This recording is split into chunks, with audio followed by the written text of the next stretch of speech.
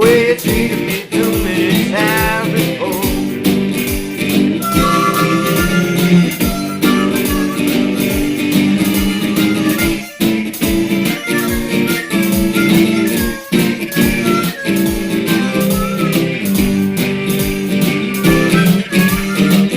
Don't you know you love me, baby, too?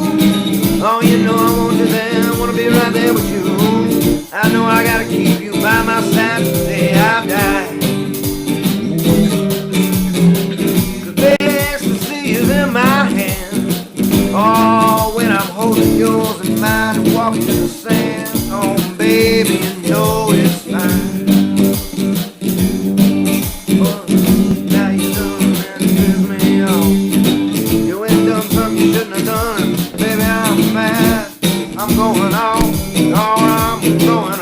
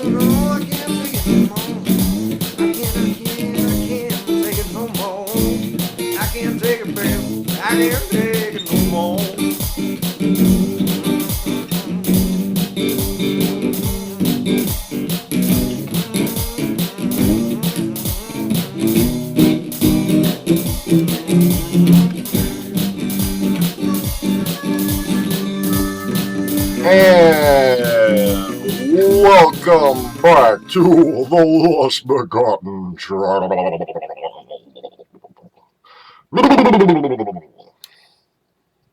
I don't know why I just did that. Sorry. Good morning, everyone. How are you? Thanks for joining me at the Lost Begotten fake TV channel of science, where I can't really figure out how to use this software, but I try. No, really, I try. It just doesn't always cooperate. And my little webcam a little better there. So, how are you? I had thought of some brilliant introduction to the video,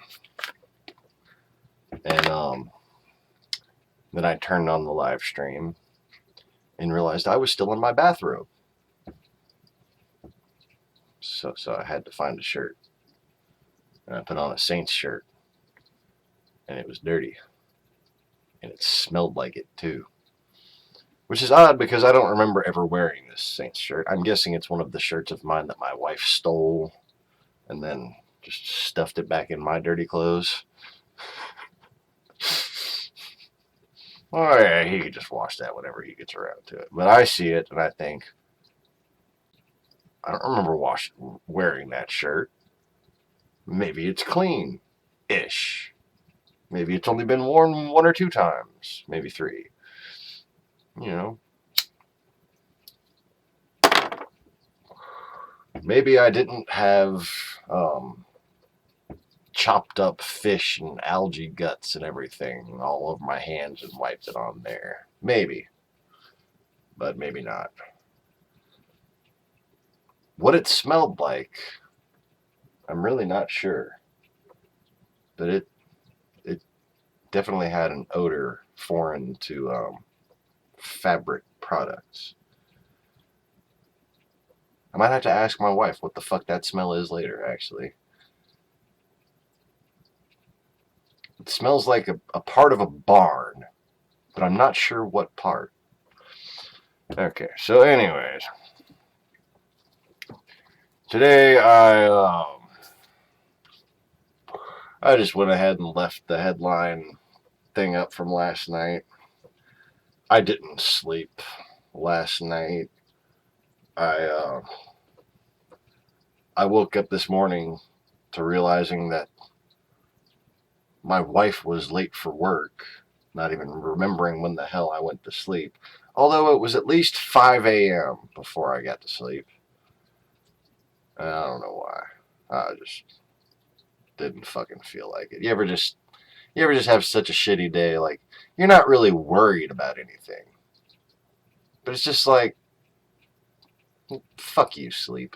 Just fuck you. We're not doing this. You know? just out of sheer spite. Like, yeah, normally I'd want to boo-hoo and sleep to get away from it all or whatever. Just like, no. Fuck you, sleep. Anyway. And it's my, it's kind of my attitude on life, represented by such little mantras as fuck you, sleep, which makes me the perfect person, I think. And I've extrapolated this or permutated this or whatever the fuck you want to call it, this out in my head. And I really think that I'm the right person to plan and carry out one-on-one negotiations with Kim Il-sung. That's his name, right? Kim Il-sung. First, I got to get his name right, obviously. But, yeah. All right. Apparently, I thought I had it scrolled to where the comments were going to show up. My apologies, y'all. Good day, Maximo, Carlos, James, Saints. Yes. Hi, Emily. And thanks for joining me. And, like, thanks for joining each other. Yeah. Anyway. I don't know.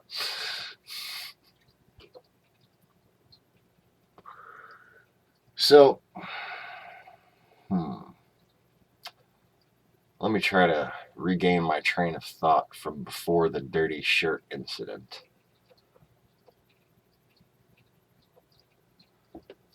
I don't know if I can, but I'm going to try. Figure it's worth at least, 5 seconds of dead air spacing out. Or however many it takes.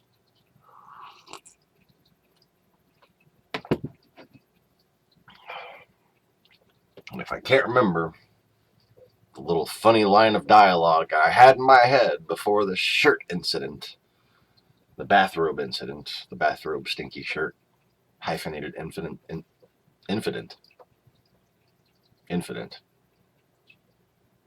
I don't know what an infinite is, but I bet you it involves poo. And, you being the one having to clean it up.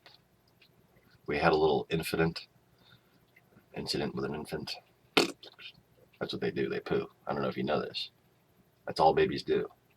Like, when they're not around you, like other people's babies. Other people's babies are great, like, especially when people have the decency to take them into other rooms to change them. But it's kind of a deceitful thing.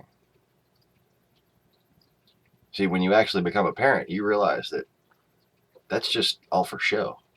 That's a trick. That's how they trick you into becoming as miserable as they are. The other parents.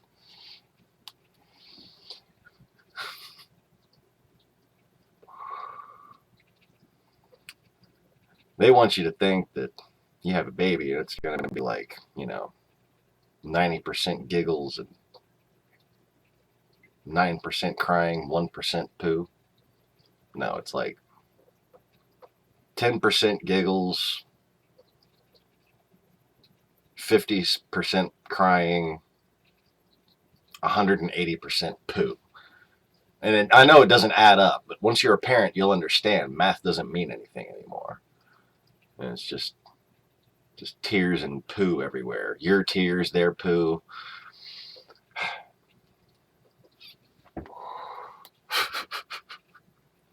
Anyway, that wasn't the thing I was talking about earlier.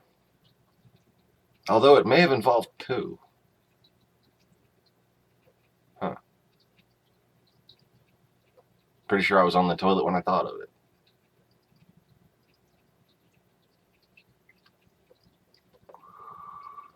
Anyway.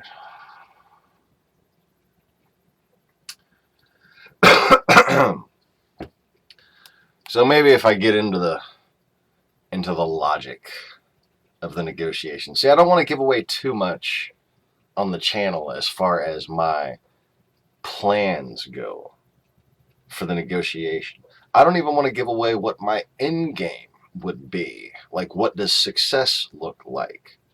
Because I wouldn't want the visit, even if it's done completely in secret, which I would recommend. I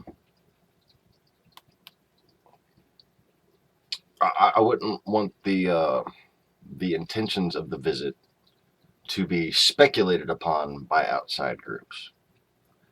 Now, before I get into just, furthering this delusion of how I'm the best man for this job or whatever, I was reading the minds of some people who were watching the channel the other day, and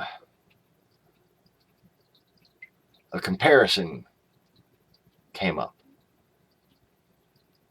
As I was just surfing brains like you surf the internet. And that comparison is one of the proper definitions of what a cult is, and the reason why such things are to be feared by Western governments. Because not only are they established by the Eastern Horde, every single one of them, Christians don't pretend they're Jesus because it's blasphemy. Atheists don't pretend they're Jesus because it's stupid, because they're atheists and it would be stupid from their perspective to do so. The only people who actually pretend to be Jesus, like Princess Stephanie and Visarion and, etc., go and look at each one of them individually. Go find the list on Wikipedia. Go look at them individually. Look at their connections. Look at the dates in which they were active. Look at their motivations. They all tie to the Soviet Union. All of them. Just coincidentally, right? But that's the issue I've discussed before, about how the definition of what a cult is exists to serve me when I return at the fucking precipice of Western civilization's collapse. Okay? And it's for that reason that I return when I do. And I do it quite often.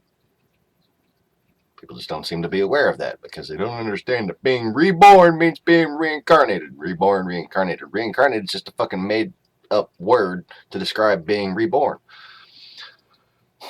Ha. Oh, it's incarnate. Who's the incarnate god? Oh, so let's call it reincarnated. Oh, wait. Shit, that makes too much sense. Kill all those people! Basically how it happened.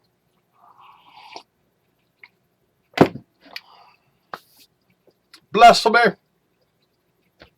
Blah, blah, blah. Now, the reason that came up in brain surfing the other day, and this is very interesting, just as like a subject to talk about. This is one of the things on this channel where I know for a fact that whether or not people disagree with me or not, whether or not you believe I'm a crazy person or you're grateful for the warnings I've given, This is fucking interesting. And whoever you are, whether you hate my guts or you love me to death, this is fucking interesting. And people will be watching this like a freak show unfolding. I'm about to compare myself, or contrast myself, should I say, to Charles Manson.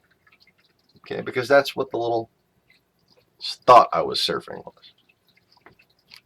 Anytime somebody's comparing themselves or contrasting themselves to Charles Manson, that's got to be interesting. It's just got to be interesting,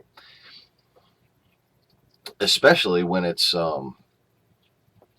very likely that the government has investigated me to make such a determination of whether or not I'm a Charles Manson type figure. But back to the definition of a cult and the difference between me and everybody else. Part of my experiment in being the skeptical person I am, no matter how much proof that I see that I am myself, I think it prudent to maintain a level of skepticism beyond what I consider to be likely.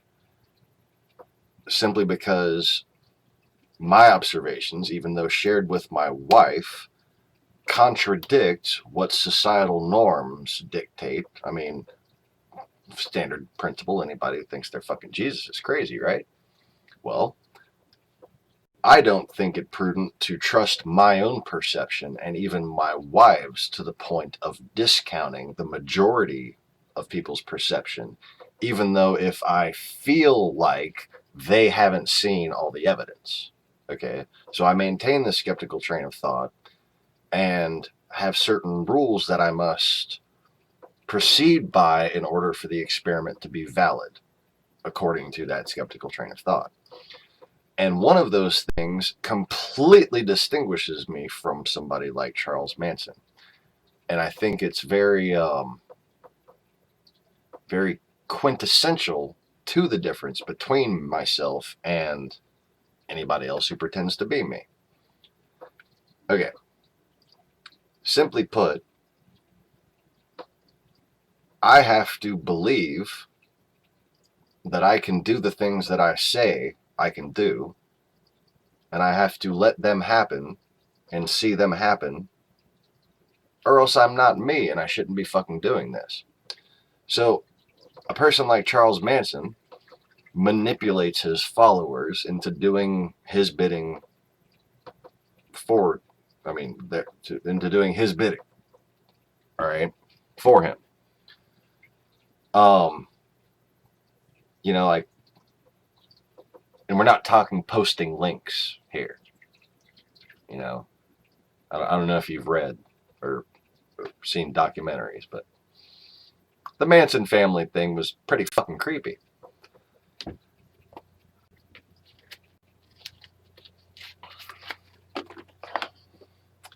I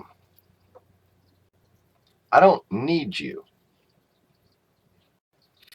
Shit. I can snap my fingers if I wanted to make that kind of shit happen. And I think part of this experiment is if I couldn't do that, then we're wasting our fucking time here. But I've done that. I've snapped my finger and that has happened. So the very idea that I would ask anybody or try to manipulate anybody into doing anything for me defeats the purpose of everything I'm doing. And it contradicts the very reasons why I believe in myself and why other people believe in me. I have the power, apparently, to make things happen without anybody's help. I mean, prayer helps, but that's just, that's something that's in the definition of Christ, not in the definition of a cult. And I find this very fascinating. Just as like an additional exercise in logical investigation as far as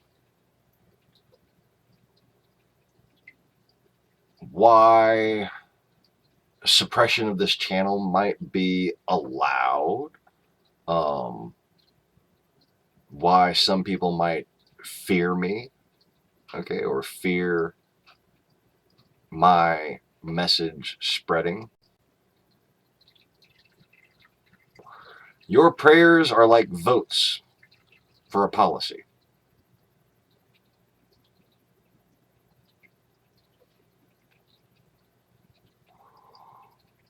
Think of them as manifestal waveforms competing against whatever waveform cancels them out.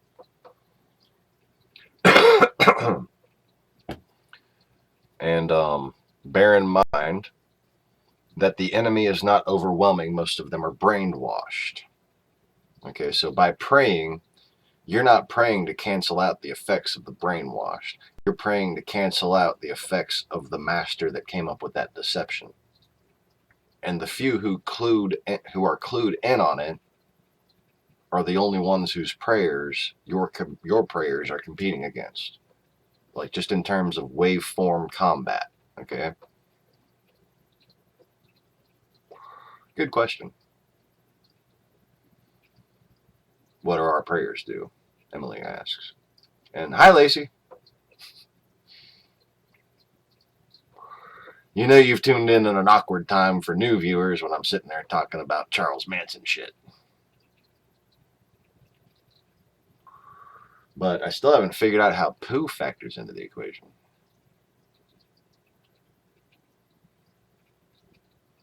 I'll just let it go. Well, I mean, not now, but that would make remaining seated for the rest of the video quite uncomfortable. Besides, I let it go earlier. That's when I had the funny thought that I was supposed to open the video with. Anyway.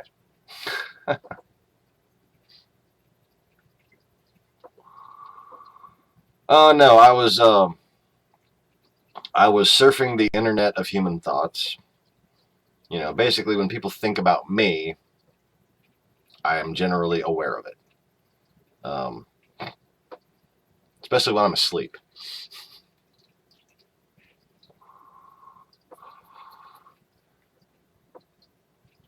Oh, well, I mean, waveform combat is essentially what psychokinetic spiritual combat is. But just bear in mind, Max, that it's not as simple as one resonance going at another resonance. Factor in millennia of evolution into waveforms, and you come up with the same thing that humans have evolved waveforms into. Program logic. Okay? So a certain waveform, I don't know how much I want to get into this on this channel. Like, this is better for private discussions. You know, like mastery level teachings. I should make like paid videos for this shit. Charge millions of dollars. I really should. Just kidding. I'm kidding. Calm down. Like I don't know whether I should be teaching it at all.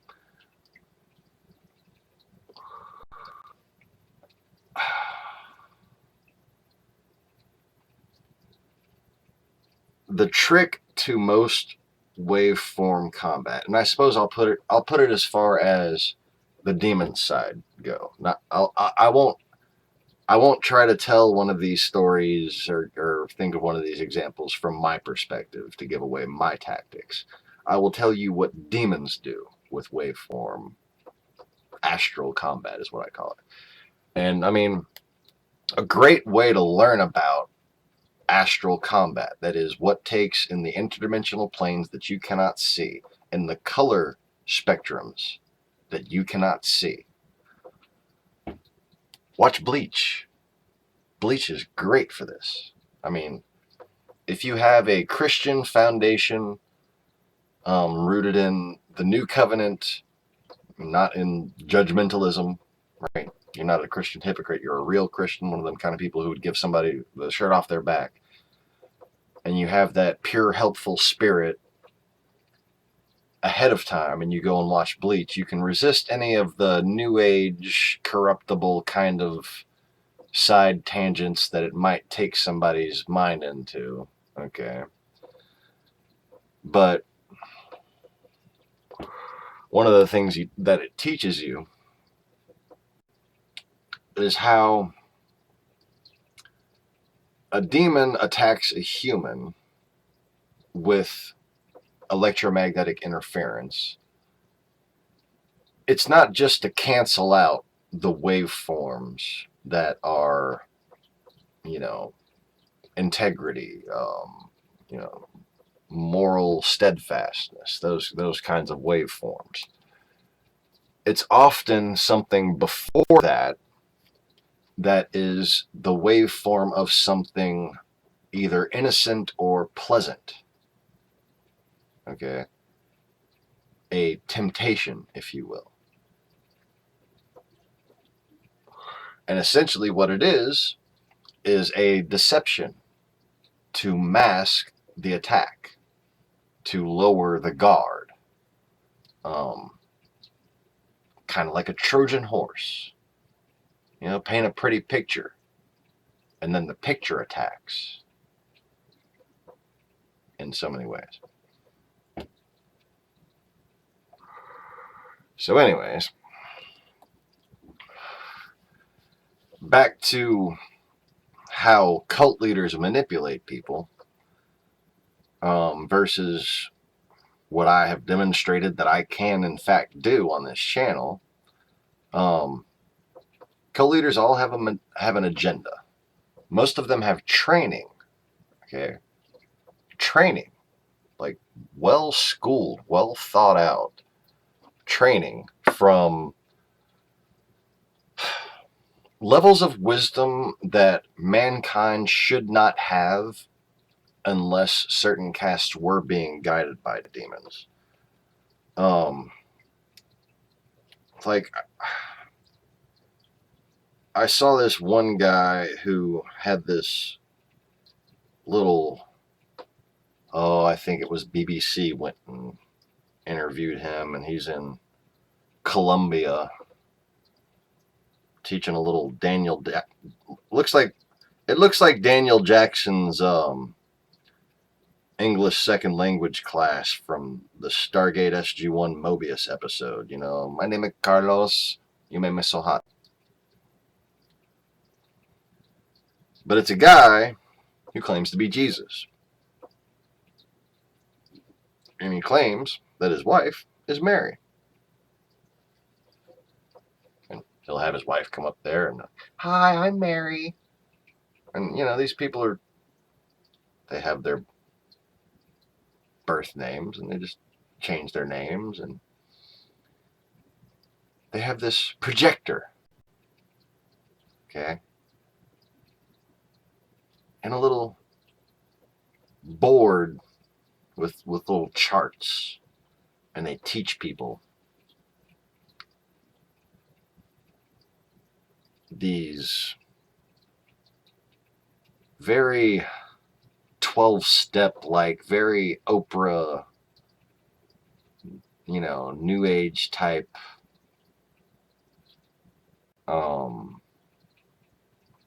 ways of psychologically self-helping. And it's really subtle, but it's really not at all Christian, what they were teaching.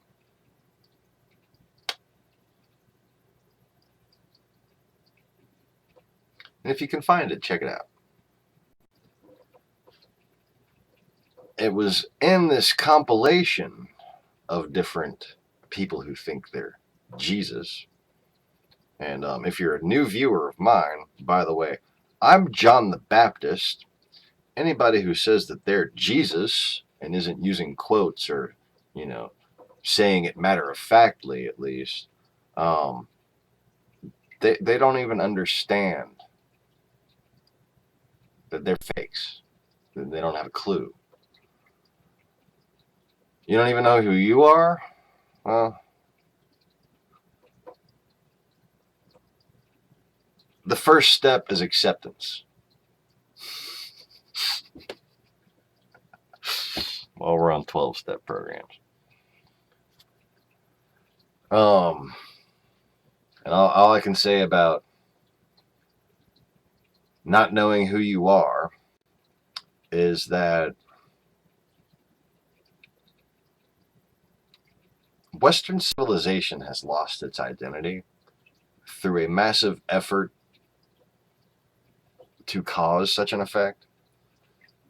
So don't feel bad that you don't feel like you know who you are. There's been a great amount of time and money and lives spent to make you that way, to keep you from feeling like having touch with your true self is acceptable to society, is beneficial, makes you a good worker, makes you having, approved think.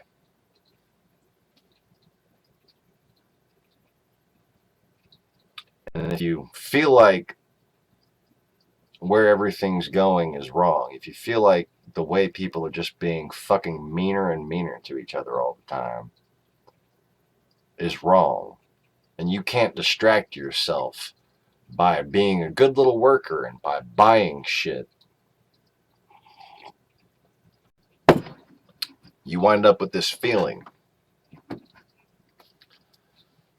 like there's something wrong with you.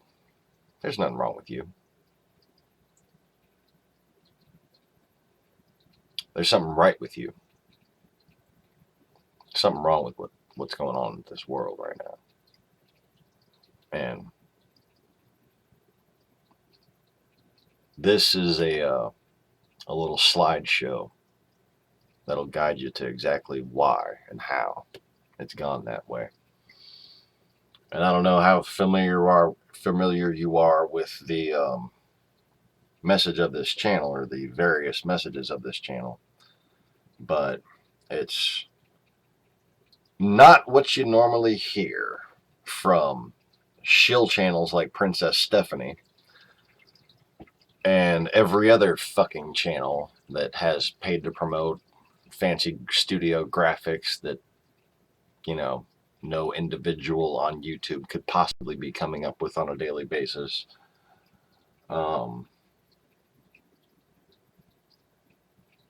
They all have a common anti-Western, anti-American agenda. All of them. So did Charles fucking Manson. Same shit. Same exact shit. But, anyways, just to rehash, the point of what I was saying is that if anybody from this channel knows me and believes me, it's for the very reason that if I asked them to do weird shit like Charles Manson did, I wouldn't be me. Because if I wanted something drastic done, if I wanted to say, end the drought in California and be willing to take on a 100-year flood just to do so, if I wanted,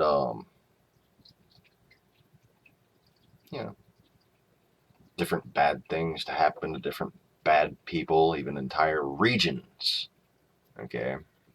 Regions. It's been documented on this channel that happened.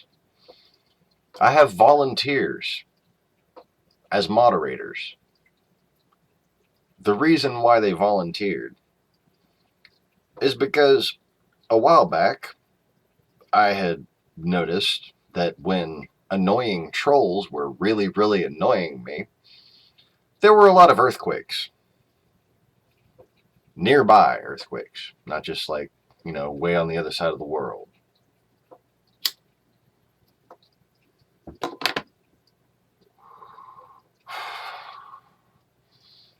And we would go and track the time of the earthquake and track the time of my response to these troll comments and see, maybe it's better if I don't spend a couple hours every morning pissed off at people and fucking, bitching out trolls.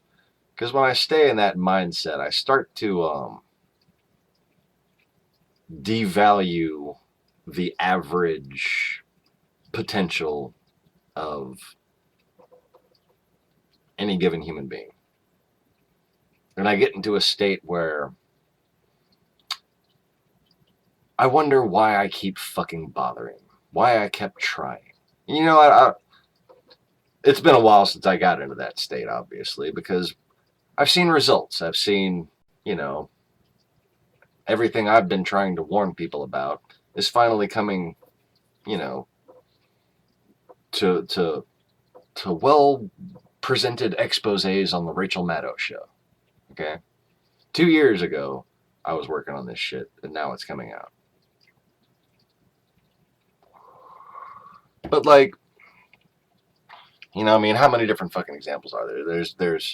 There's me keeping the power on during a live stream. There's me saying I'm gonna make a movie by snapping my fingers on a time-stamped video on two of them, at least two of them so far.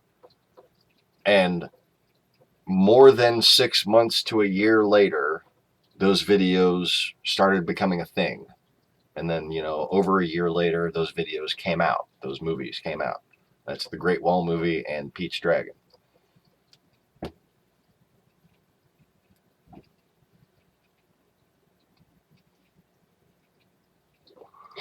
I mean, you can't fake that shit. You can't fake what I've done. And let the record show, and you can probably still go find all his fucking comments about my fingernails and needing a manicure and shit.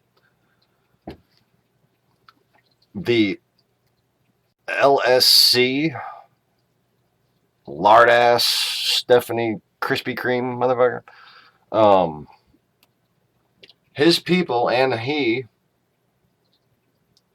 troll my channel. They study me so that he can be a more convincing fake Jesus. Now just think about what that means for a second. If a fake Jesus is coming to me to study how to be a more convincing fake Jesus, They made a new Pete's Dragon because I said they should. They, humans. The muses inspired the appropriate people with the appropriate connections to make the movie that I fucking wanted to see. Because I didn't have the old version of it. And I was like, oh, why don't I just make a new version of it so we can see it on Netflix? And it was just that simple of a thought. And I snapped my fingers on camera talking about it. It was before the live broadcasts, but, it's just my damn... Yes? You can just call me Johnny Five or Sean. But, my name is Sean. Fucking Sean.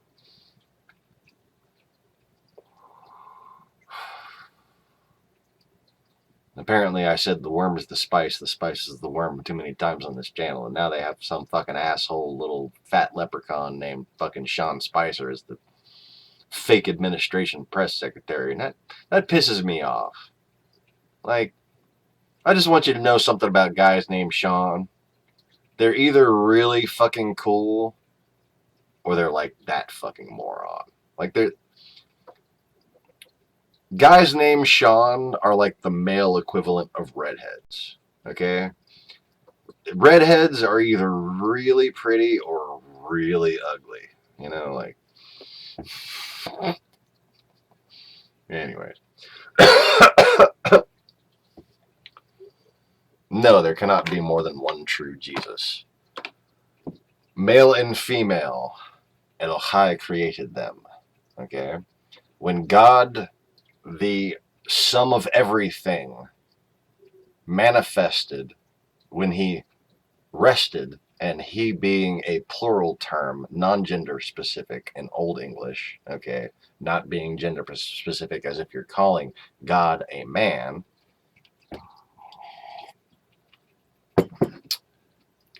manifested as a male and a female.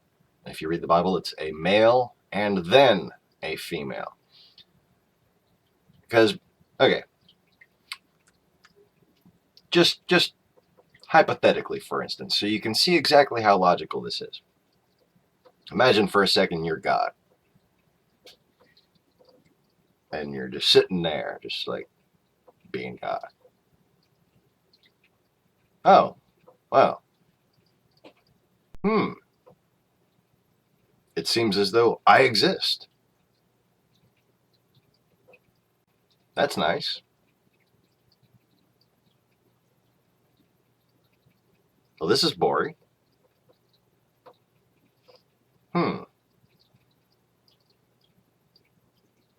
I'd like to make some stuff.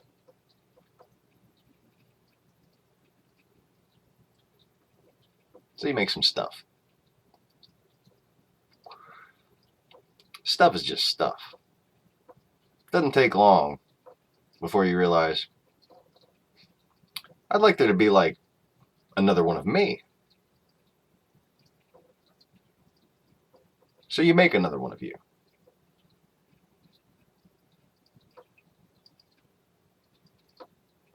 That can go one of two ways. It can go very well, or it can go very poorly. And considering that you're God, that would occur to you. Backwards and forwards in time. Okay?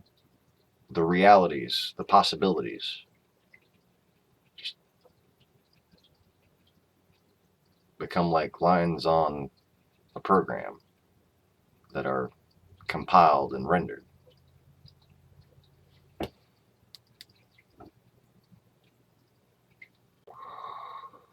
And each one of those possibilities, each one of those separations,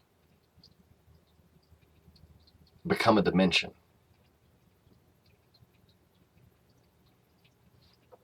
Then all of those possibilities become isolated, and all the lessons from all of those different possible realities and possible attempts at creating a companion, a family, all the mistakes are realized, and then one plan is formulated. One plan that can give those creations, those children, their best chance at true communion, at truly understanding each other and their creator. So then, start over again.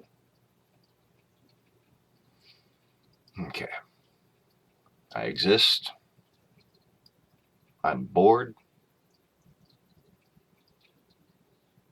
I love.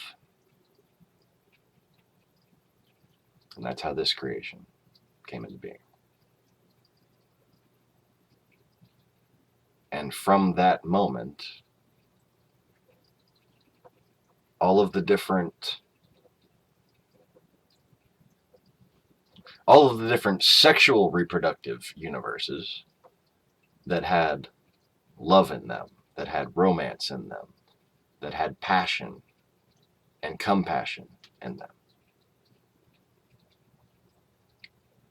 they become manifest in the concept of soulmates,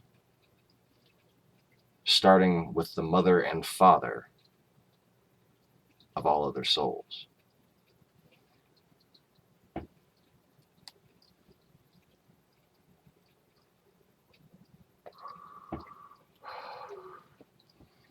And that is the mother goddess. That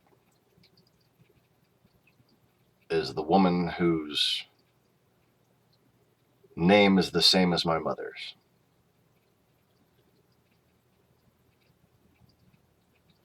And has done everything from died giving childbirth to me, to being my twin in utero.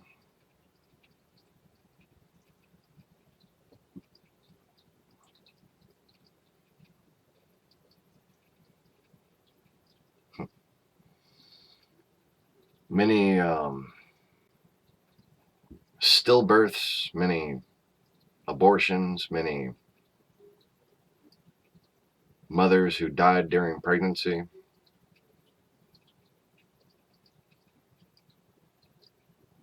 We would take the place of all those souls.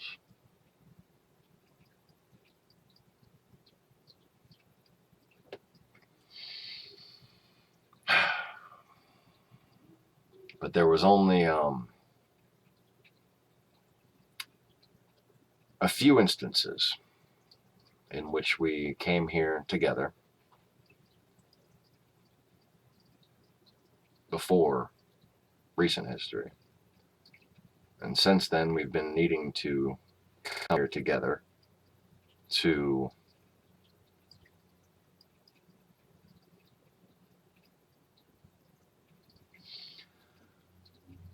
provide guidance to humanity as they lose their way, usually because of chauvinistic sexual domination that leads to despotic imperial slavery. That's just, typically. Okay, so on the New Covenant, I have videos called Old Covenant versus New Covenant.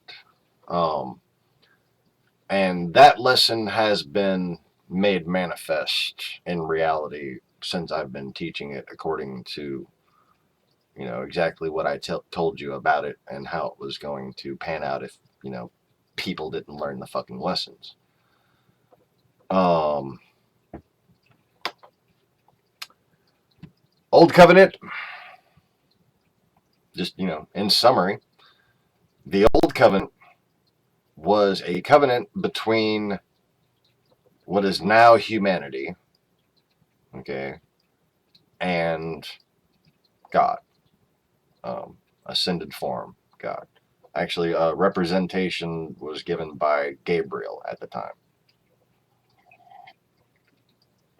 And I believe Abraham actually might have been one of Gabriel's incarnations, and it might have been sort of a Christ-echoing situation in which he communed with his greater self to determine God's will for his life.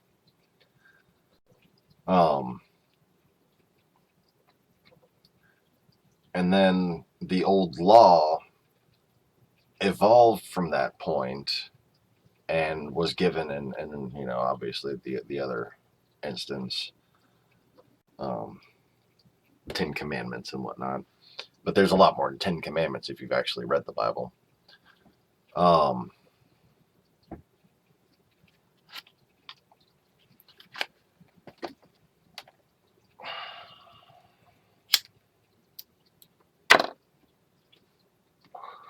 So, essentially, you're talking about a time of wars between hybrid creatures and wars waged by ancient beings who created or developed those hybrid creatures in order to enslave and, if not enslave, destroy tribes of man. Okay? That's when the old law was written. A time in which homosexuality, as far as put into practice, eliminating yourself from the breeding pool, was just a slap in the face to everybody else's struggle to survive. Okay? It's a completely different set of reasons. And like all the weird old laws regarding like women being kept away from everybody for, you know, biological reasons and stuff like that. That's all because, I mean, just picture about 1.2 million refugees.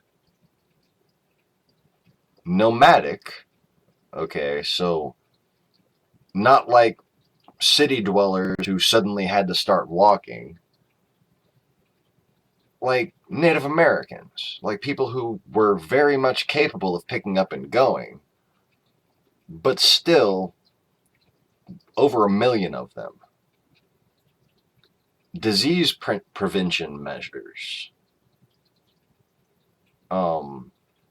Just strict regimentary policies had to be maintained, okay? And then, of course,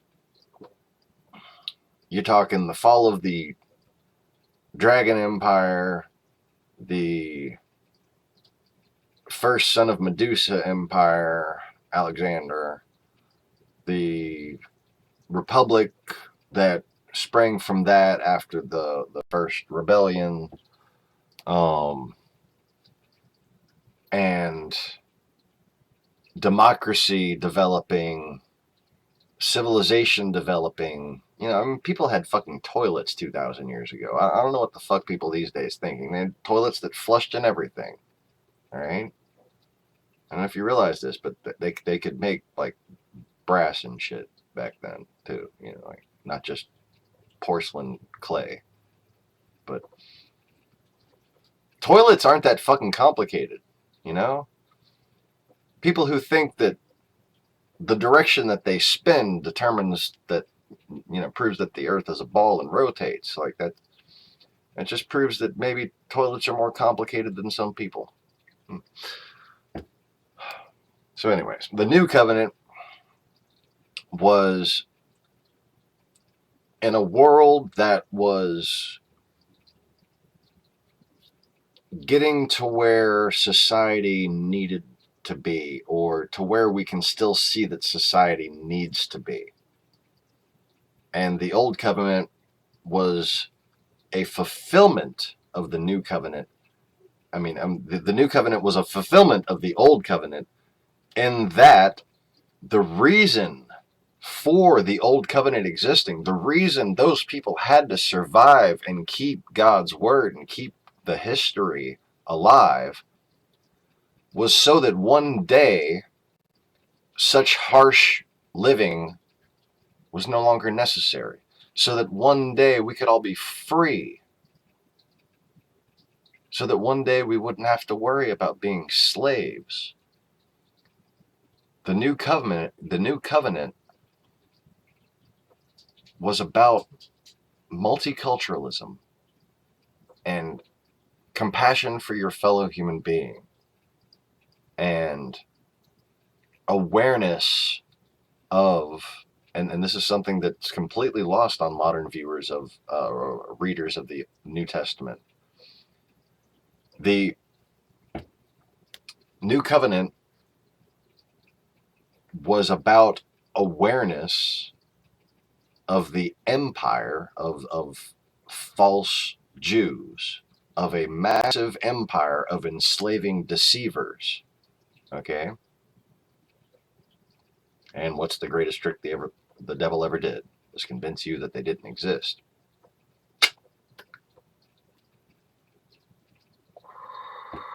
So anyways, other than that, go back and watch the previous videos on the New Covenant. Let me catch up on the comments right quick. Okay. So, like a spiritual version of changelings. No, more like a spiritual version of Neo from the Matrix.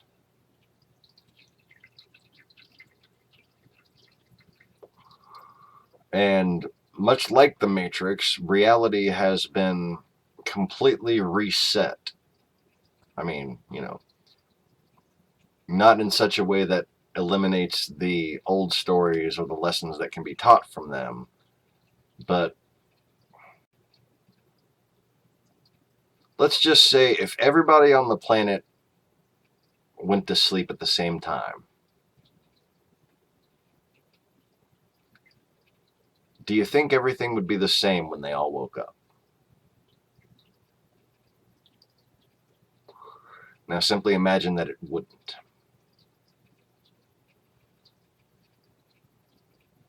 That is the essence of creation. That is the building block for the potential of human beings to commune with each other and to create for each other. Anyways, but changelings, that's a bit that's a bit of a simplification.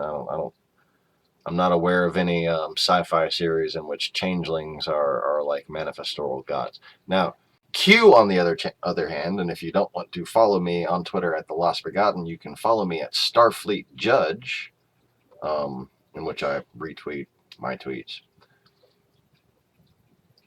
And that is Q. The guy who snaps his fingers on Star Trek. You know, changes reality. That's a lot more accurate. Anyway. Aren't despotic governments a constant in time?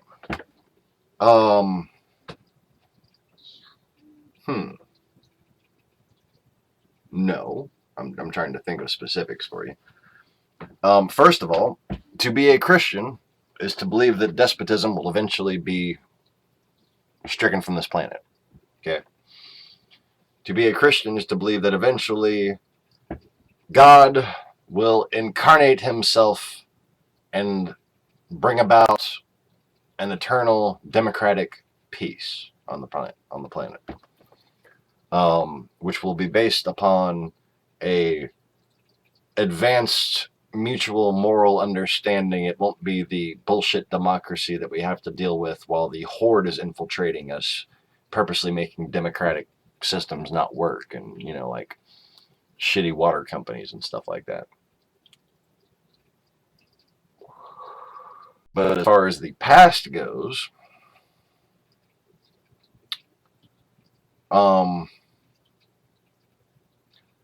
despotic governments, that is to say, an evil man ruling other men, has only been around for about 5,800 years, and really about, 3,000 years, as far as like being a widespread tactic of how to limit civilization. Now, comparing despotic governments to the original ordained feudal system, that's a horrible word for it. It was called the Kingdom of God. And there's a reason for that. God had a wife. They had children. Those children had children. Those children married local rulers. And eventually the world feudal system became intermingled with incarnate families. Okay, as in, every incarnation of God wasn't as easily overlooked as the lifetime you know as Jesus. Okay, you had the Emmanuel incarnation, in which the spirit that was known to be reincarnated in the form of John the Baptist was called Yachanan the Old Father. Okay, and there's not a lot of direct evidence of this, but do you know another region other than Palestine in which the Old Father might ring a bell? Odin. So there's a twisting of that mythos, just like there's a twisting of every other mythos, to make it seem evil. But, you know, there's different versions of every story. But you have the post-Dragon War independent despotic rulers, warlord types. Then you had the descendants of Israel, okay, and that was a like a very Levitical, very holy, considered to be royal house family. And then you had the now buried, completely buried history of the republic that existed.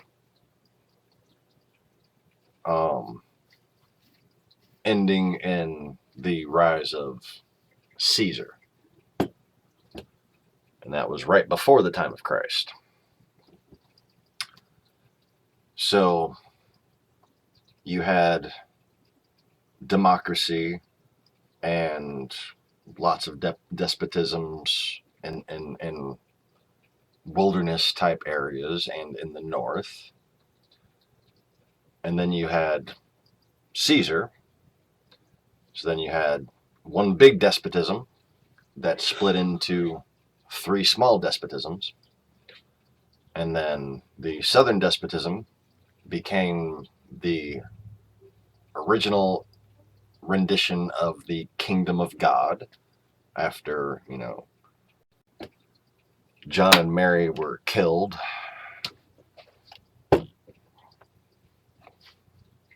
You know, it didn't take.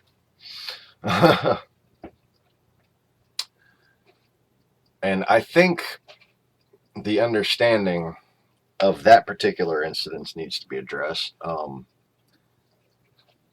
We were murdered at the same time, and we unified, and we were witnessed by mankind. And it is written that Jesus, I am, that's Jesus in those texts means,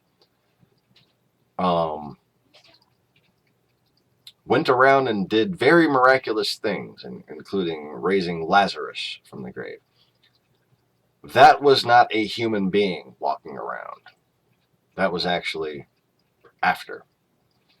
And that was in the manifest form of John and Mary. That was the result of our murder. They couldn't keep us apart. We had to reschedule the wedding. Finally got that accomplished. But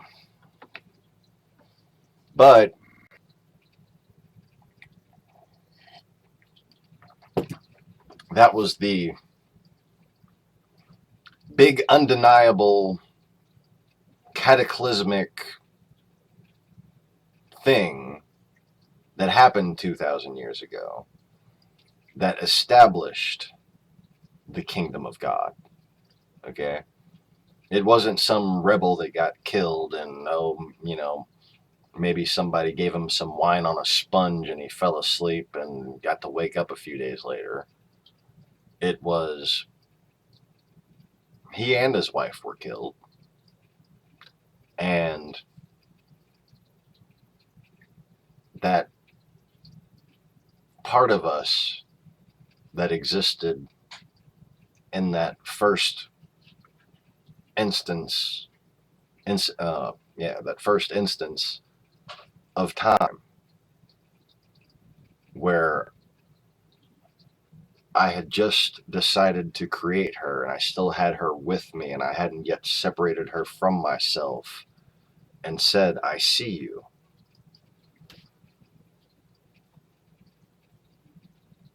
They woke that up. They provoked that. They declared war on that. And it responded. and the continents themselves were reformed at that point. And then we just simply came back. There was no humanly wedding. We simply came back and dwelt for a while, and then we went away to be reborn again.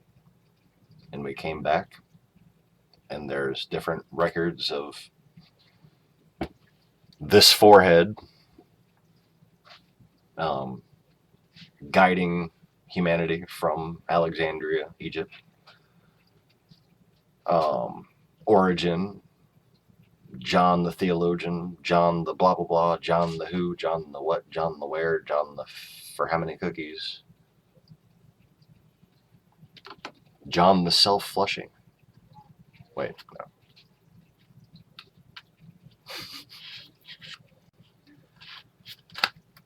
And yeah, so back then we had our first son named Joseph, and we had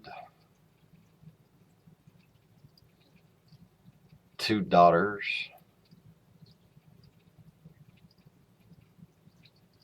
Mariah and Rebecca, I believe. Just trying to remember, not going through text of research. Anyways, so that's how the Magdalenian Empire was destroyed and then resurrected itself through what is now considered to be what do you call it? The Merovingian myth or legend or whatever. So what existed before the time of Alexander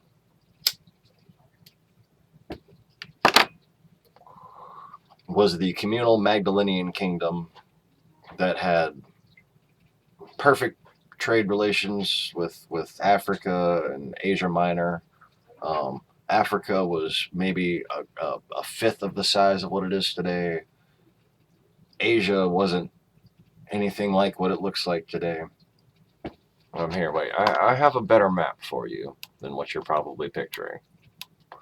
And just to be warned, just to warn you, this is going to look silly to anyone with modern fucking concepts of what reality is. But this is the best map that I've seen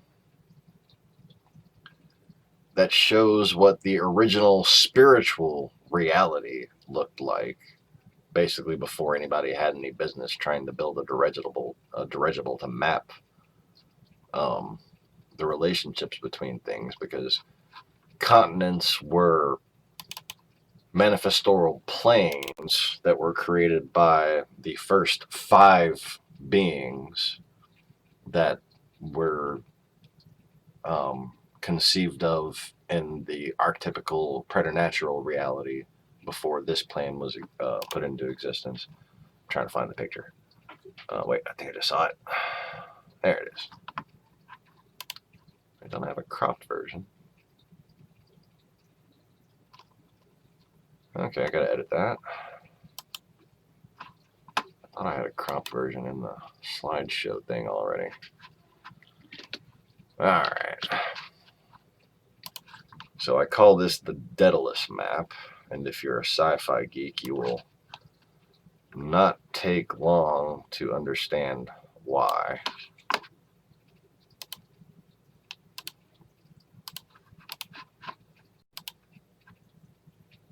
If I can fucking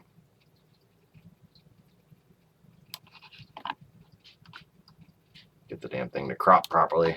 Thank you for your patience. Sorry it's taking so long. Okay. Let's see. No, I'm going to resize it, make sure it'll show up in my little tiny window thing here. 70%. And save. And okay. So That's what Asia looked like before India crashed into it. And by India, I mean the Venusian plain, Venus, her Vimana. I suppose the closest rendition of that story you could find, though I haven't read any of it, I've only heard about it, is the Kali destruction.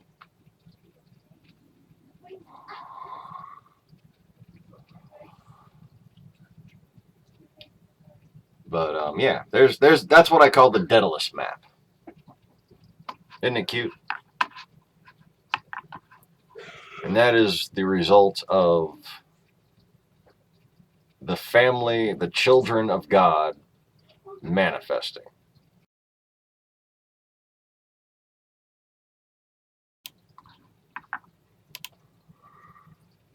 And as you can see, it just kind of, it goes out from where they were, you know? Wherever people didn't go, it just kind of eventually ended. Because nobody went there. So it wasn't there yet. Expectation manifests reality.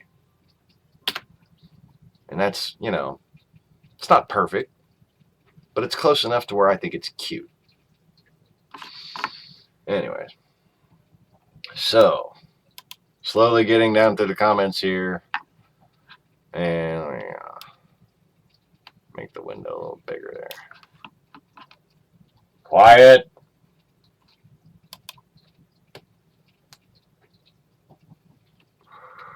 I had a dream of making furniture last night. We were making a king-size bed, not with wood, but with light. And when it was finished, it lifted into the sky and rose around until it reached heaven. So I'm guessing by we you mean you're and your significant other?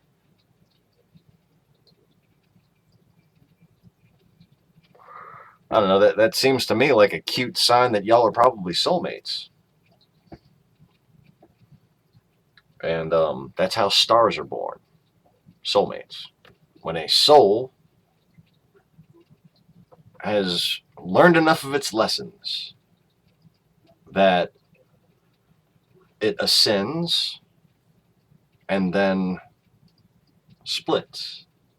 And then those two souls evolve to the point and learn enough lessons to the point where they find each other and then reascend, reunite. And that is how the foundation of the halls of our ancestors are born.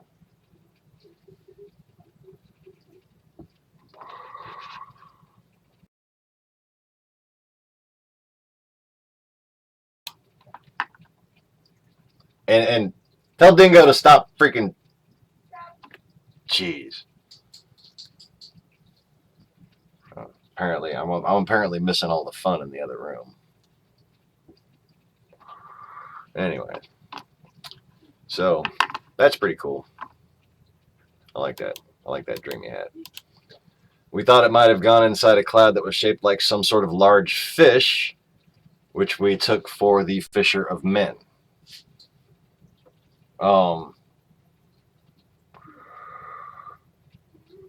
Have you seen the video?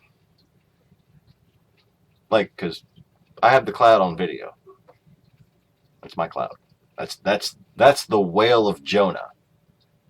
Okay, that's the metaphorical whale of Jonah. And hold on one second. I have to go murder my children right quick.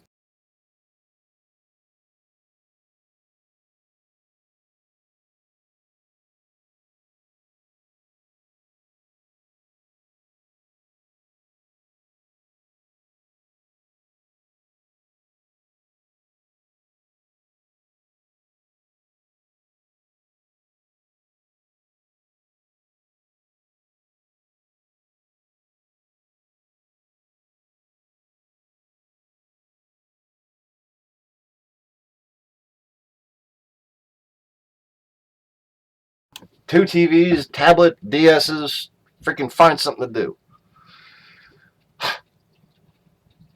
Hi.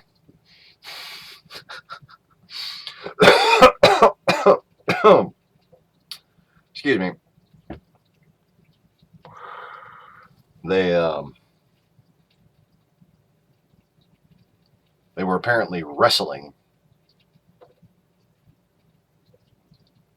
halfway on the couch.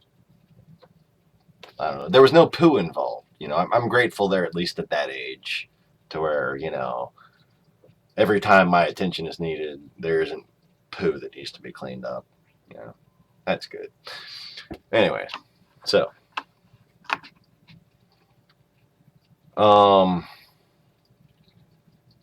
if you haven't seen it yet, when I'm done catching up with the comments, maybe I'll try to put that video in the other scene window and show it to you. But on, I think like the 3rd or 4th live broadcast we did, I had actually put that up here and we did like a discussion about it. The events of 2011 is what you're looking for. So, Lacey says, I have had very prophetic dreams since I was young. My most recent, I now know, has a lot to do with finding this channel. You're not the only one. And that was one of the things that made me kind of accept that this was the right thing to be doing with whatever the hell was happening to me, you know, was that people were just being like guided here by the force or whatever. Yeah. Carlos says he had a dream of the end of the world and me wondering, can I get rid of hate in time?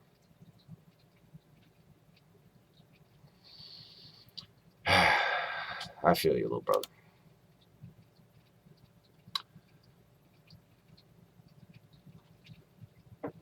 This looks familiar, but I think this might be the first time I've watched this channel.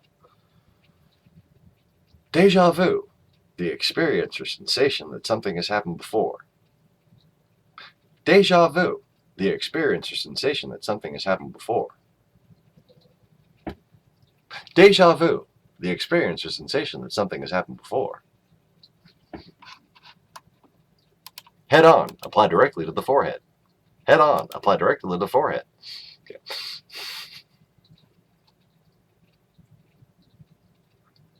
Ooh, Maxilo's got something interesting.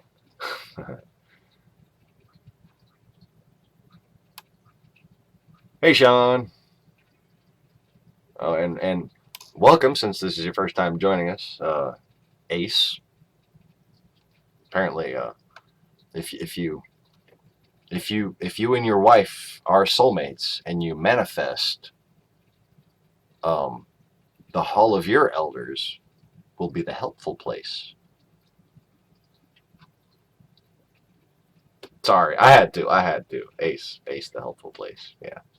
Wah, wah. Okay, moving on. Murface. Hello, Murface. My wife is here. There.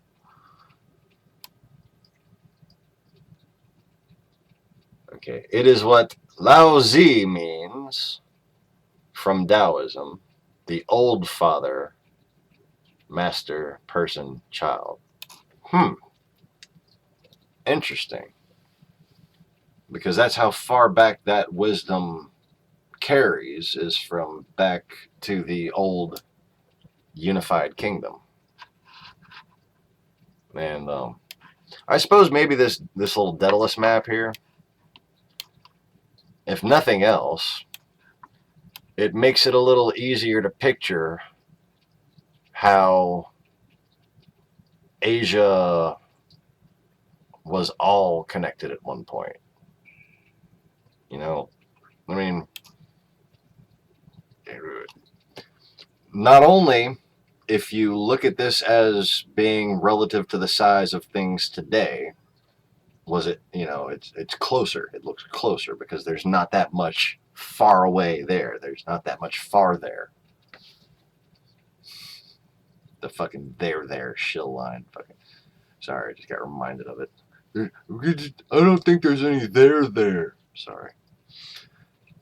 But yeah, there's not much far to go.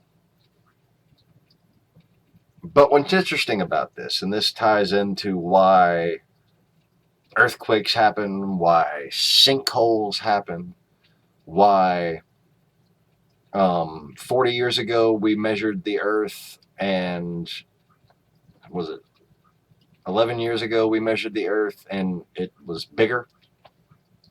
We just, we fucked up the first time. No, it got bigger. There's more people, so there's more earth. There's more, more manifesting, more manifested. This is not as big as it looks.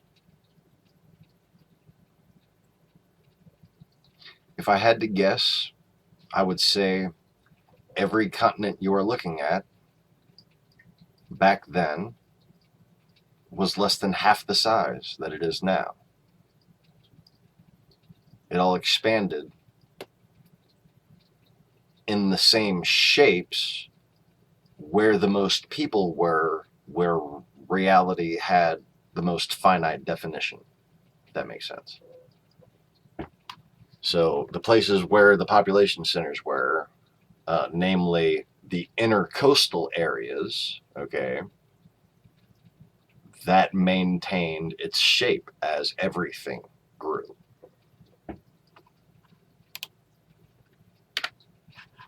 Then everything else manifested to the expectations of the explorers or the families that migrated to those areas as they were either exiled, retreated, or,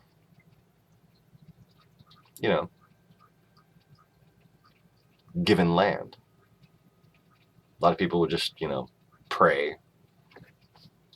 I don't want it anymore. And God would be like, okay, you don't have to. Here you go.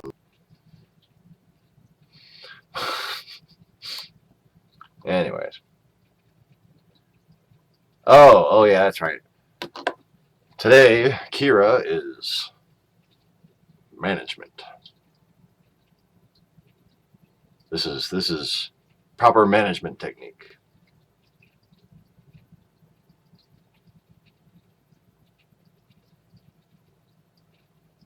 Mm-hmm. Management. I used to work at a grocery store. I probably told this story, but it's quick, so I'll tell it again. I worked at a few grocery stores. Worked at a lot of grocery stores. Kind of grew up working for grocery stores. I would work at grocery stores while I was in school and take other part-time, harder jobs during the summer, make extra money. But after Katrina, I wound up working for this former mafia money laundering family grocery store in the New Orleans area called Zupardo's. And in Zupardo's, the employees stayed there for a long time. You're talking, you had stock clerks who had worked there for 30 years making fucking $18 an hour, okay? And the manager of the front end, where all the cash registers and all are, he had worked there since he was a little boy. And he was probably pushing 50, not an older guy, very in shape, bodybuilder. I'm a hair over 6'3", and this guy was Paul Bunyan compared to me. And he looked like the Brawny Paper Towels guy. He had a mustache and the kind of white boy don't care haircut. And he would stand at the front end with his tight black jeans and his cowboy boots and his big belt buckle and his tucked in maroon Zappardo's polo shirt, and his big masculine, way more muscular than my arms. He'd have him, with the little polo sleeves, right? And he'd be sitting there like this, standing there at ease, legs wise, arms crossed. And every time I saw him doing that, when I was on a break, getting lunch or going up there getting my coffee in the morning, I'd go and I'd stand right next to him.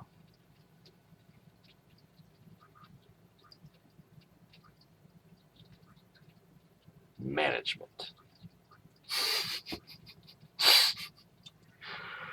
Oh, he was really good at maintaining a straight face, but I screwed him over every time with that one. Just management. Anyway,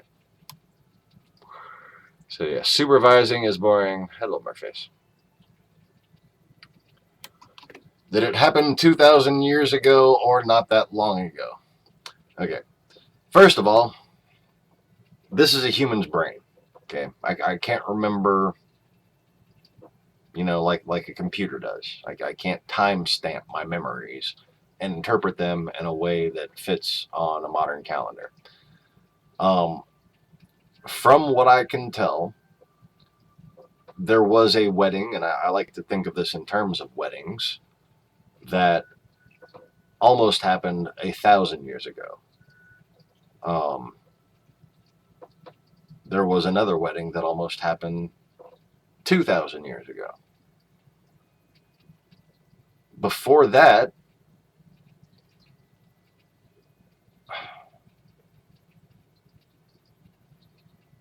I'm pretty sure there was a wedding, and that a brief respite of a republic existed before Caesar. And yeah. Some of my more traumatic memories on how that all went south are of how that all went south.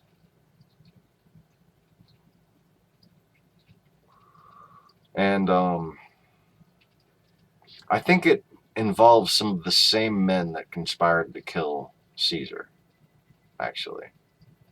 And I often wonder even if Caesar is a cover story for the assassination of the Old Father.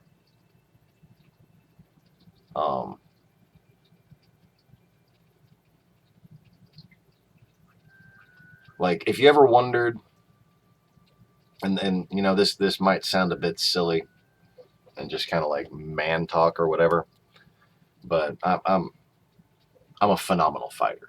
Okay, like I've fought multiple crowds of people, and I generally don't accept one-on-one fights because it's just not right.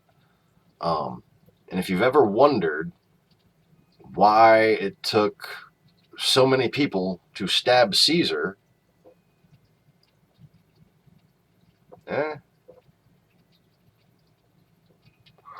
maybe he was a Jedi type. Maybe. And what's interesting about that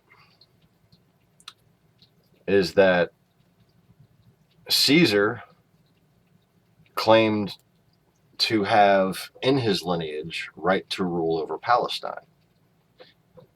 Caesar had a son with Cleopatra of Egypt.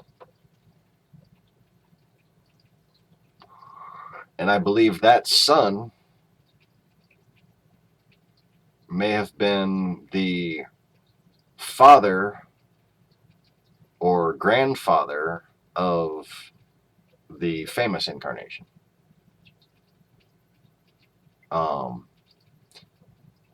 And I think Emily is like, her brain is exploding right now. There's research. There's like there's something on that? Like somebody has that theory already? Ooh, that would be cool. Let me see. Apparently that's going to lead to something that's going to make Emily's brain explode. Anyway.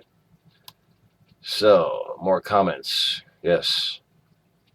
He's not really paying attention to the comments. Oh, I'm trying to pay attention to the comments. I'm trying to give them all the individual attention that they deserve. So, you know, it's taking me a while because I'm slow. I'm like Mitch McConnell. Slowly but steadily, the white race will win. With his Chinese wife. Oh, wait, what? The Kali destruction. Yes.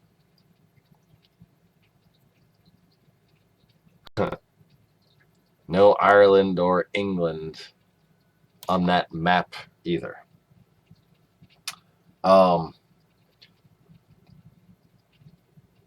know there's a couple places in the Bible, but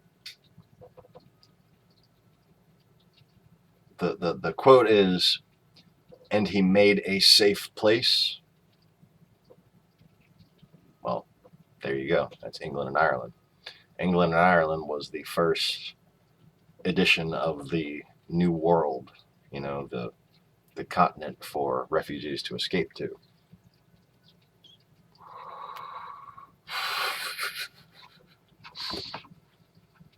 My wife said, "Yay, kill the children." Lacey just killed hers. Yay, let's kill all the children. Which, you know, is a parental metaphor for begging them to behave so you don't die. Okay.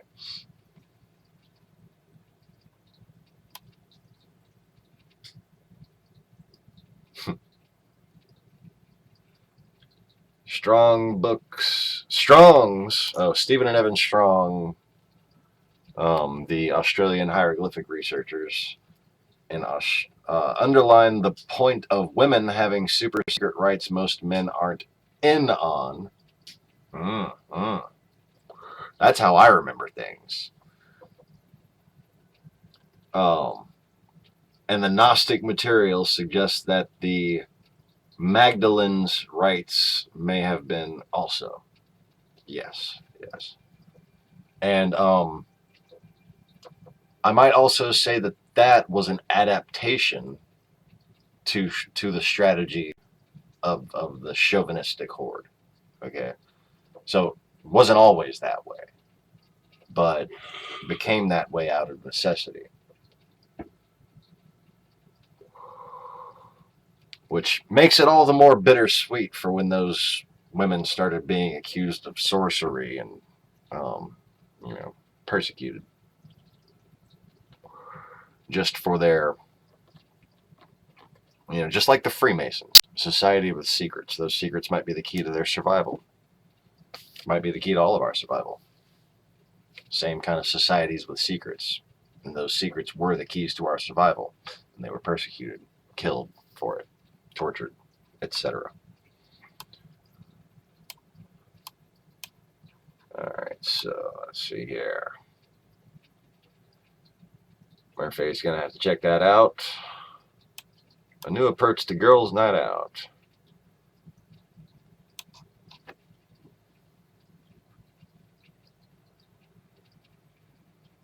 He supposedly left the Tao, the Qing, with a border official as he expected political turmoil, moving west on an ox. Huh.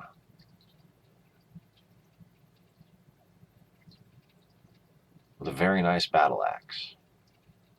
I don't know if they forgot that part.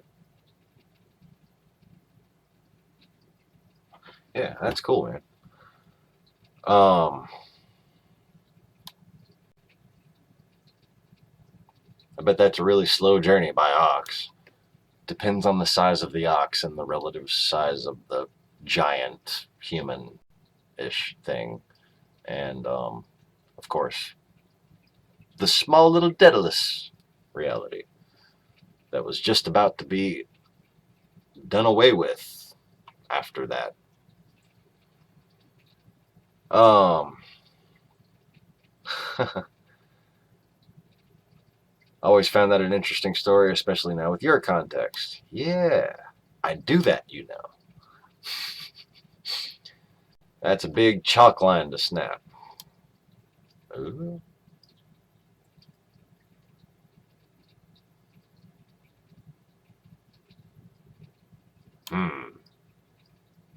I'm not sure I get that. I've got a few ideas of what that might be about, but not sure I get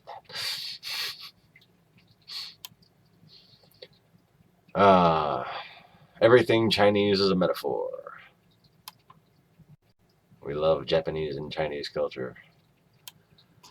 Just like almost all martial arts seem to come from some random dude who is passing through. Yeah, gotta love them random dudes that pass through. Could have something to do with all my stepmothers being from Asia, lol. That's probably similar to how I got the bug too. Asian mothers. I know a lot about cooking and medicine, how to run a family, house, business at the same time. Yes, indeed. My wife says, true, well, my stepdad just has a thing for foreign women. My mom was Serbian, first stepmom was a Filipino, current stepmom Japanese.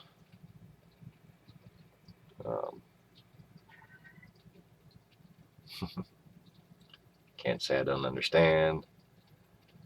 Well, Murphyface is about to have to go, and they're gonna go do some volunteer work at the hashtag Save This Old Lady scam victim house. So, yay for that. And thanks for joining, baby.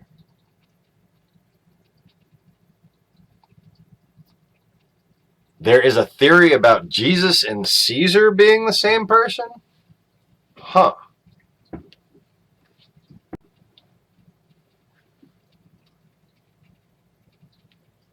I don't, like, I can't reconcile my memories with that being the same lifetime. But, you know, it depends on your definition of person, the same soul. Which would have been up until about 1,000 years ago, tracked the same way that the Dalai Lama is tracked. Okay, through astral charting, trying to find out the exact time when they'll be born. Okay, and that's like when you hear about the Herod the King, the local ruler of Palestine.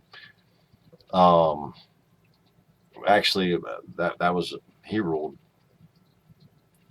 the lower half of what was the fallen Persian kingdom, but that went from probably to the Persian Gulf. That was all King Herod's territory. But the reason why he knew that Christ was being born and that he had to kill all the babies that had just been born was because of the what's now considered to be Eastern star mapping of reincarnated births of leaders. That used to be done for the 1,000-year kingdom after Christ. That was done in cooperation with the East and would be how any new rulers were sought from the old spiritual line and from the same gene pool. So anyways, like otherwise you wouldn't know who the hell was who. Alright, so let's see here, more comments. There's a documentary on that. Caesar as Jesus. In Italy and Spain, military legionaries carry the dead body of Christ in a Romanesque way. Huh.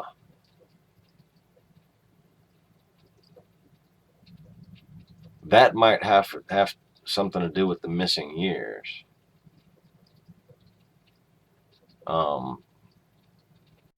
Paul Bunyan is an Americanized version of an old legend that probably goes back to the one that Maximo was talking about. I just saw an orb flicker right here. Oh no, that was just a reflection. No, it wasn't an orb. No, it just flickered again after I pointed to it. My forehead isn't that fucking shiny, is it? No. I'm spending way too much time moving my head around like a moron. How about that? Anyway. Jeez. Squirrel. Orb. Oh, damn it. Okay.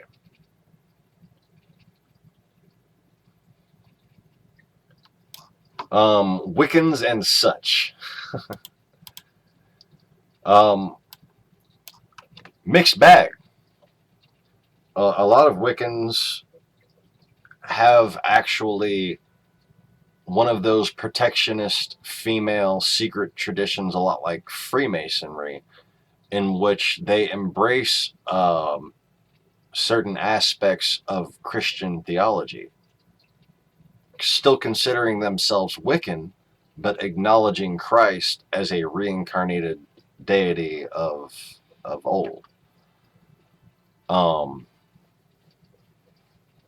Now, obviously, those areas where you find ancient Wiccan culture are the same as the old Magdalenian Empire and the same as the later Merovingian, kingdom of heaven. So you had the kingdom of God in the Near East and the Middle East, and the kingdom of heaven, like Europe, was kind of called that because it was a paradise, and it was upper. It was the new upper kingdom to the lower kingdom. Anyways, do those astrological calculations still hold up now? I don't think so, actually. And I think it has a lot to do with the heliocentric rebellion, actually. All the stars do not follow the same order. So that would be enough of a reason for that to no longer work. And why the Dalai Lama has been somewhat of a communist shill. And he has. Good guy. I remember his child spirit. There's no coincidence in the spirit that ultimately got chosen for that role that is now called the Dalai Lama, because he hasn't been that useful just by nature of his spirit, especially now that the plan of the Horde is becoming obvious to everyone. Ptolemy the 15th. I'm guessing you meant to say there, not tired. There's a theory of Ptolemy the 15th being Jesus Christ. I'll have to look that up. That sounds interesting.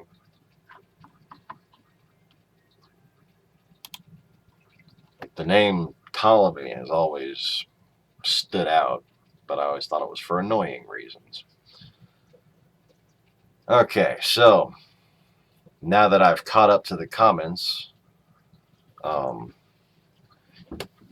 if you want to see Paul Bunyan, you could probably find the YouTube clip of the Disney cartoon with Paul Bunyan. Kind of a weird mystic Johnny Appleseed type character. But anyways, William Wallace was over 7 feet tall, and if he were here, he'd consume the Russians with fireballs from his eyes, bolts of lightning from his arse.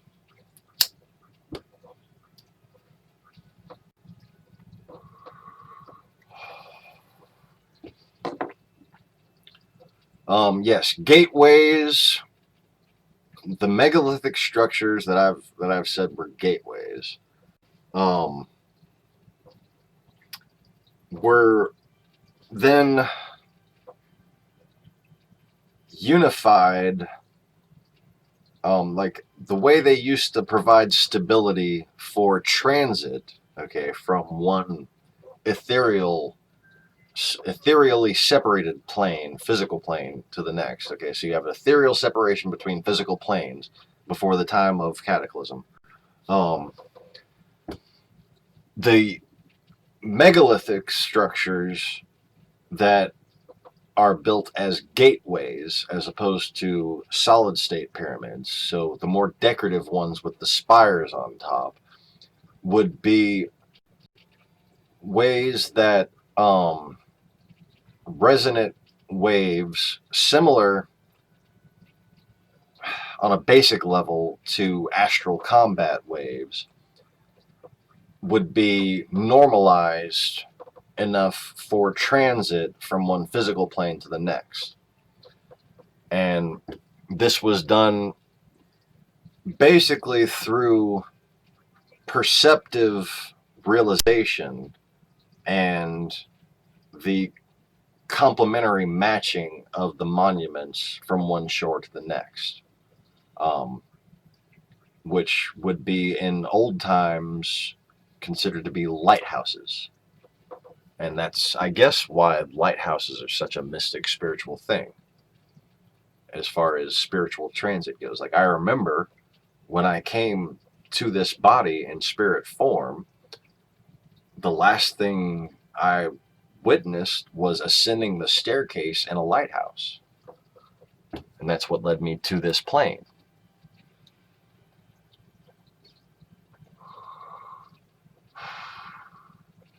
We still call them portal tombs here in Ireland.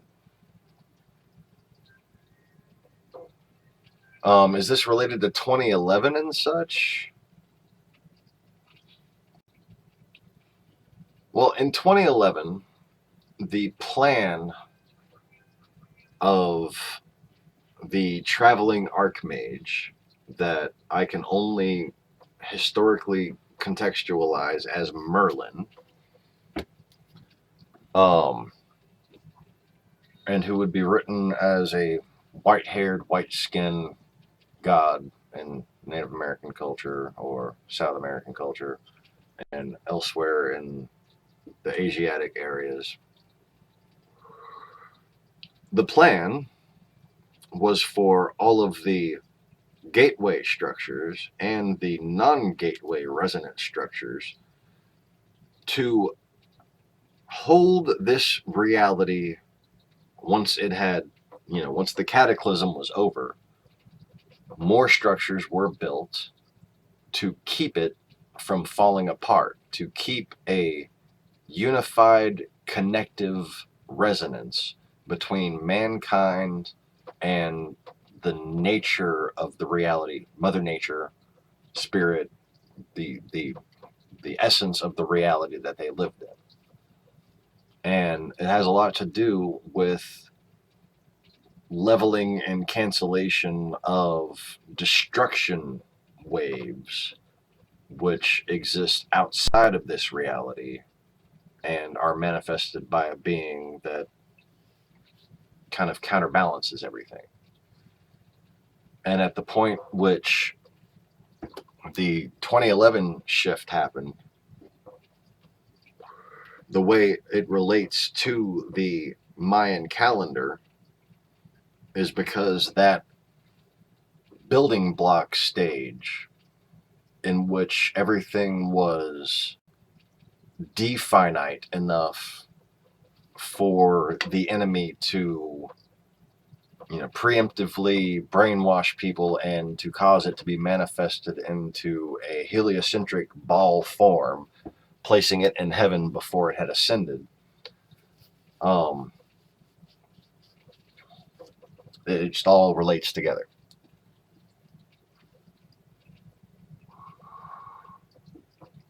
There are normally 3 standing stones in a triangle. The with a giant capstone sitting on top. So that is passing from this, the four-pointed reality, to the underworld, or the three-pointed Arcadian reality.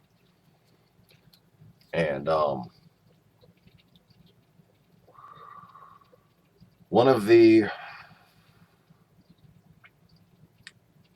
methods by which to open up an interdimensional path for your spirit, or especially for a spirit, like, okay, in Bleach terms, I like Bleach terms, a Kanzu, when they put the Zanpakuto on the ghost's forehead and they send it to the Soul Society. If you are being asked by a spirit or being attacked by a spirit, either way, if you're defending yourself or if you're helping something pass on after giving it counsel, the way to open up the gateway to send them on is as simple as picturing a amber energy, okay, an amber spiritual glow outline to a pyramid that is both 3 and 4-sided.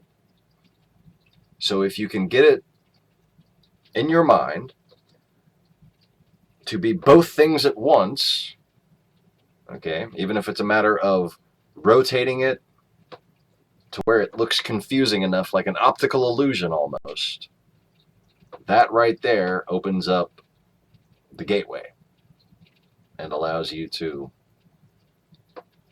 kind of like a Ghostbusters trap. Anyways.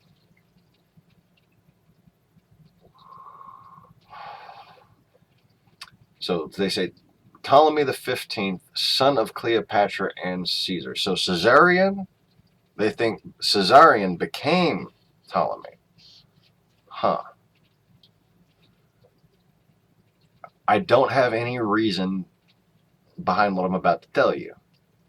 It just popped into my head. I think that might be not him, but the father. Possibly the stepfather.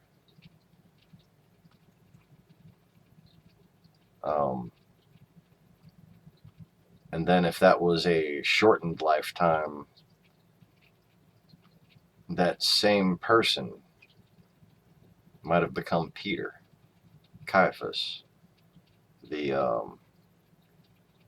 old banker scholar who owned me when I was a boy. Anyways. So, that might help you out, I guess. I hate it when I have a fucking, just a memory or a notion or intuition that comes to mind and I get nothing to back it up. But that's how I do things. I think of these things and then I go research them, or people go research them. Emily goes and researches them, and then we're like, whoa, dude. Anyways. So,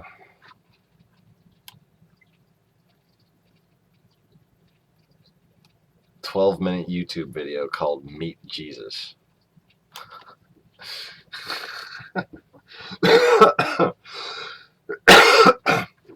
You know what I hate it? I hate when I name a video something and then the title of the video should have been Meet Jesus, like this one.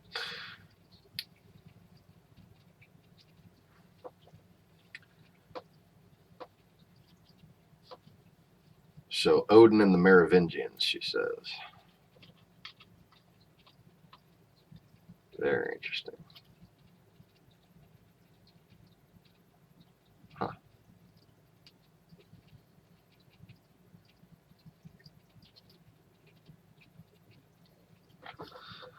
Okay. So anyways. We have now gone for 2 hours. I guess I could continue the North Korea thing and do some Microsoft headlines on the PM broadcast. Because at this point, if I start that now, this is going to be a 3-hour video. So anyways, I'm going to put some music on and put the chat window up. And whoever wants to keep hanging out can keep hanging out. And whoever wants to listen to music can listen to music. And if I see any interesting questions, I will turn the microphone back on and answer them.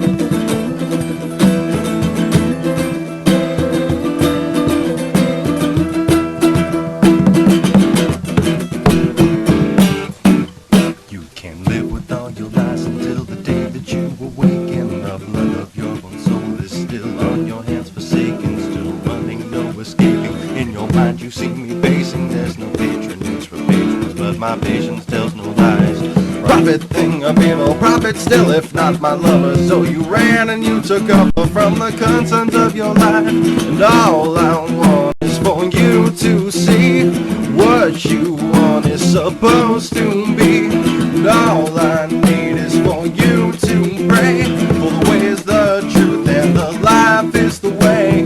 You won't find another way. Take it back.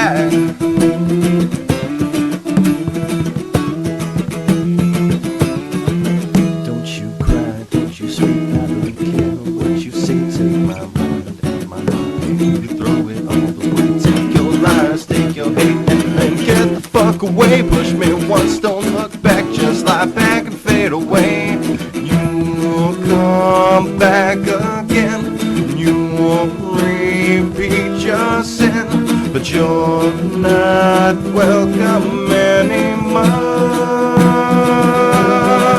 Take it back, all those plastic dreams and lies you can't sustain. Take it back, what you'll really do is never what you say. Take back all your promises and throw the truth away. Push me well, don't look back, just lie back and fade away.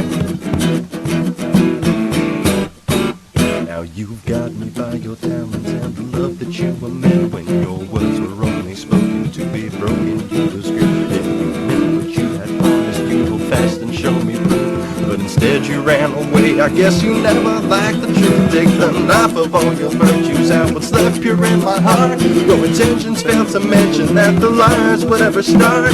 Prophet thing, a faithful prophet, still if not my lover. Don't you know there is no other, you still let us fall apart.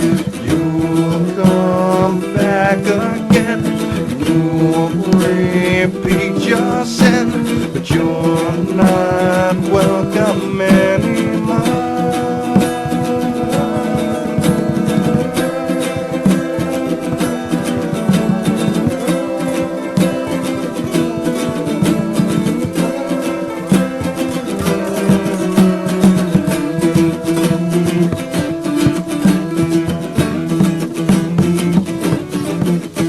it back. All those plastic dreams and plastic chances. Take it back. What you really do is never what you say. Take it back. All your promises, throw the truth away. Take it back. Once don't look back, just lie back and fade away. Take it back. What you do, what you say. Take it back. What you do, what you say. I don't care what you do, what you say.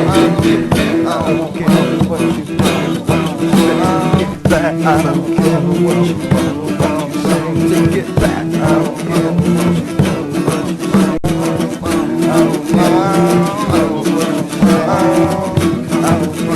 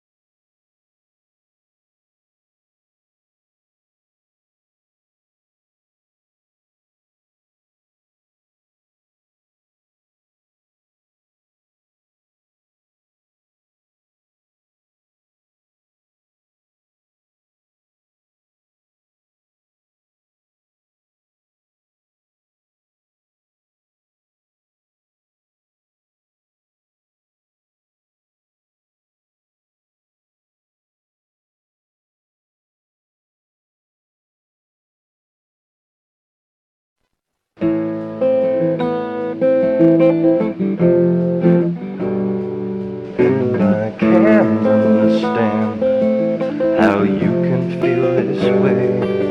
And I can't understand how you could force yourself to stay. And I can't understand how you could call yourself his wife. And I can't understand, 'cause I've waited my whole life for you.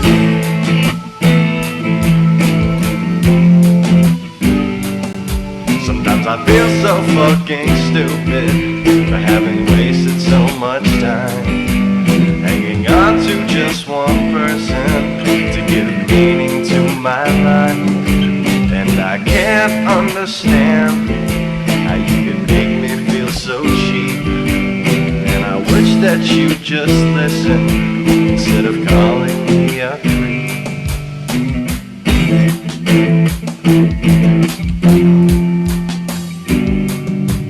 And I can't understand how the shit could take so long. And I can't understand how I'm confusing right from wrong.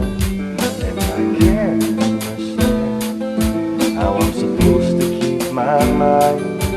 And I can't understand why I've wasted so much time on you.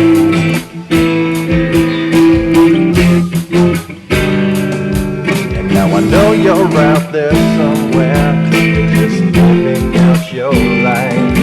I mean, how long could it take you to see something right? And I can't understand how you would expect to be so slow. And I hope you feel what I feel every time you hear this song.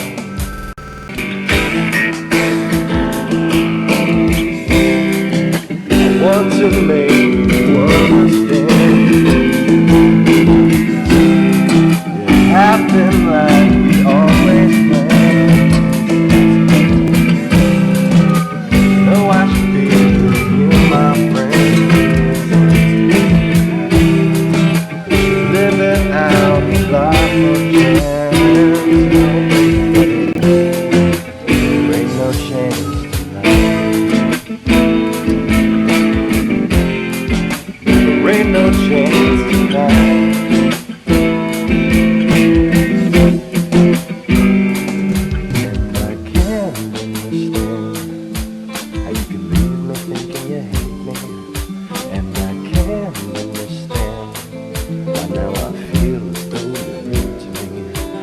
I can't understand how long could it take me, and I can't understand why does it feel to love me?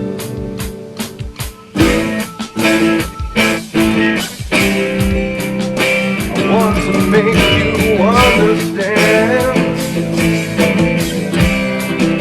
Happy life we always planned.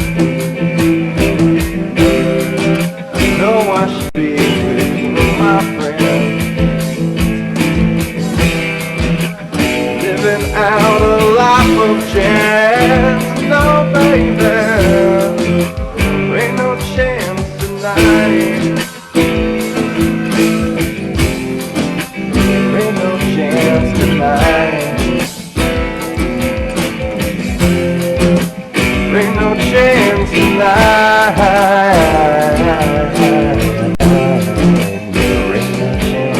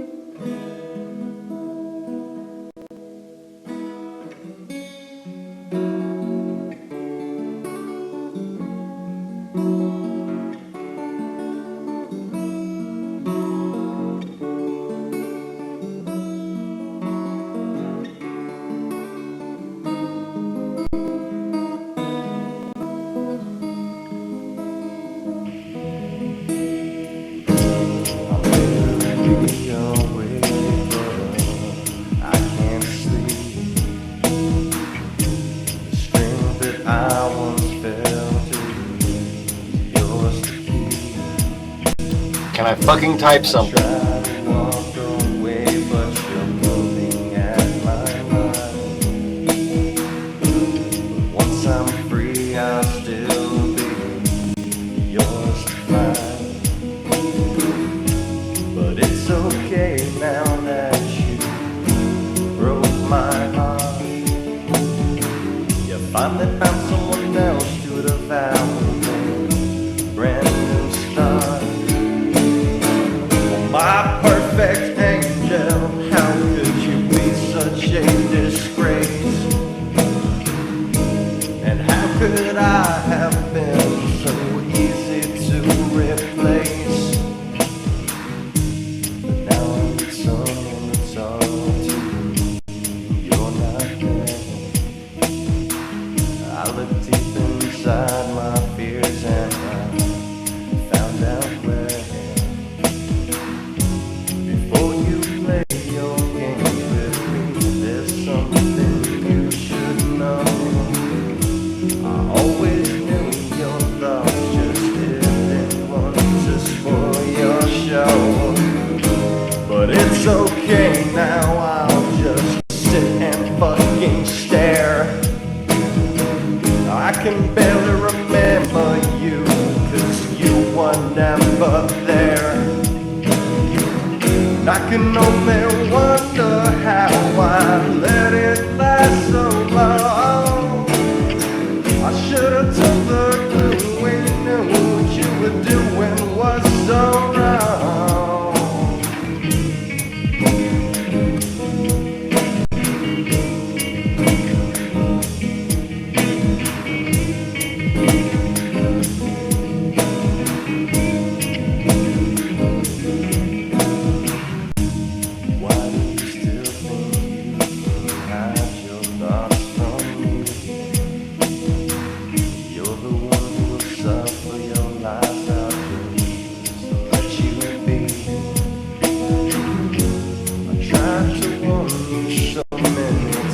blessings I cannot count.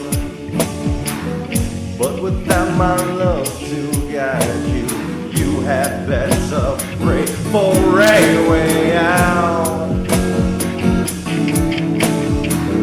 You better pray for a way out.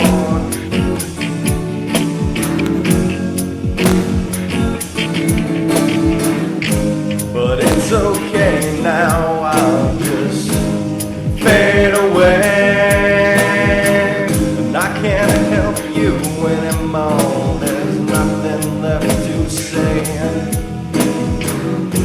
But it's okay now, I'll just let the demons have you.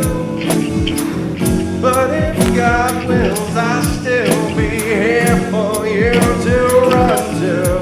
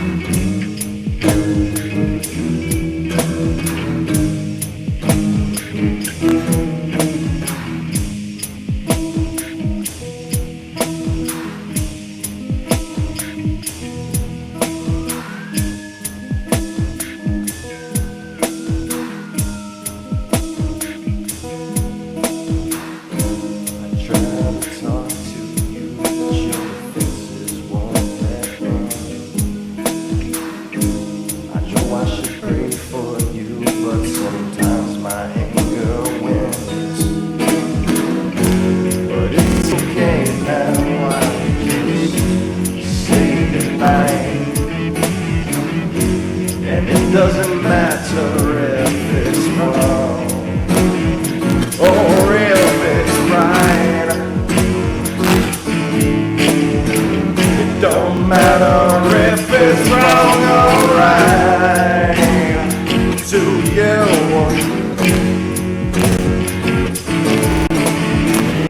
My perfect angel, how could you just fade away?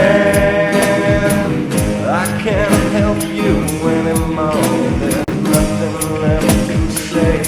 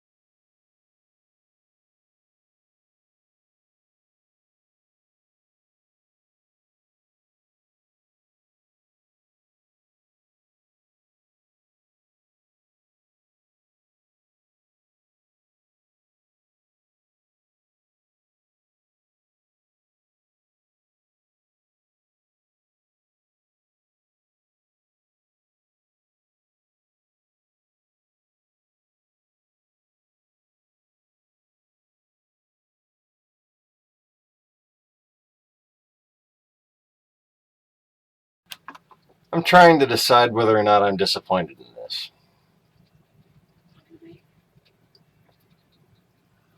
You know, usually my random ideas lead to vast pools of information.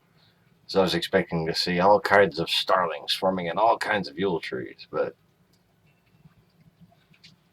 after I got over myself and my expectations, realizing what you got here is a couple of photos of pears of starlings. Huh. Could that be by itself ominous? Okay. United Airlines. Which one was it that had this thing happen on it? That poor guy there. I wouldn't have been able to stand by with that shit. My ass would have gone to jail too. Anyway. So let's see what all of our wise little brothers have said in the comments while I was spacing out to the...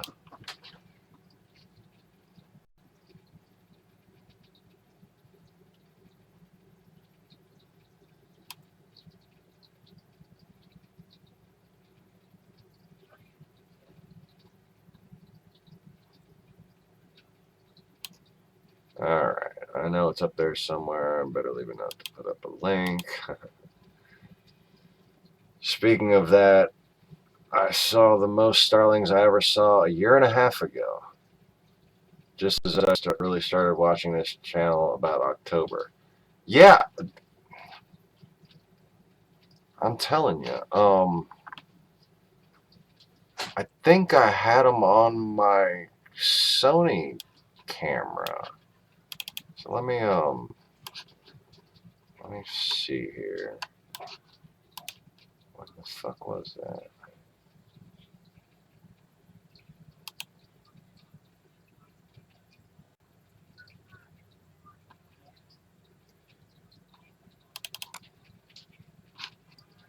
Oh, this is going to be difficult. Maybe I have it in my channel episodes thing.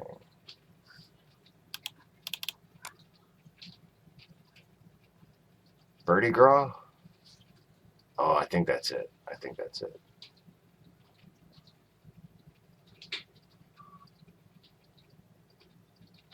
I think it happened around Mardi Gras. And I can't think of anything else I would have named Vertigraw. But the thumbnail isn't very good. The thumbnail is for suck.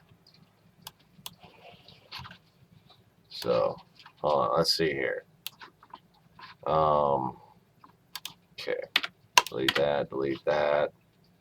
And we're going to drag that fucker in there.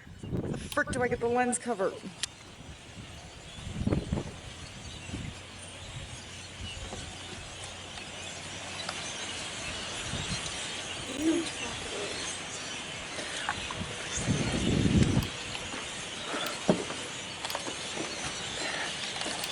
Okay.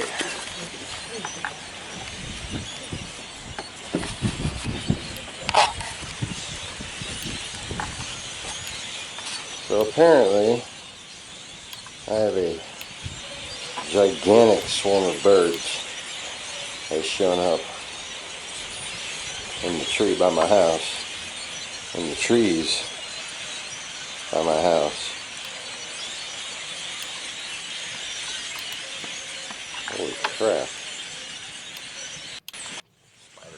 So this is February 11th, 2016 is the date that I uploaded it onto the computer. So I guess that's, within the first year, or actually right about as the channel was 1 year old. I have difficulty remembering how long ago shit was. Most of this life, I've had a different house or different place to live for every different year, so whatever year I'm trying to remember, I remember the where I lived that year. So now it comes to, spacing out time in a normal way, and I have a little bit of difficulty. I ain't gonna feed you. I got enough animals to feed.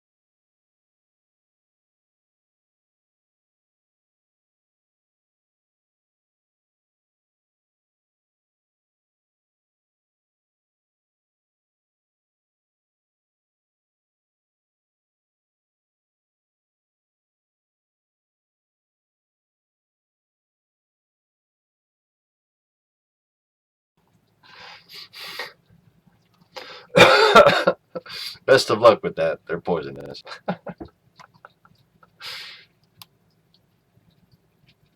You love under a rock. Kinky.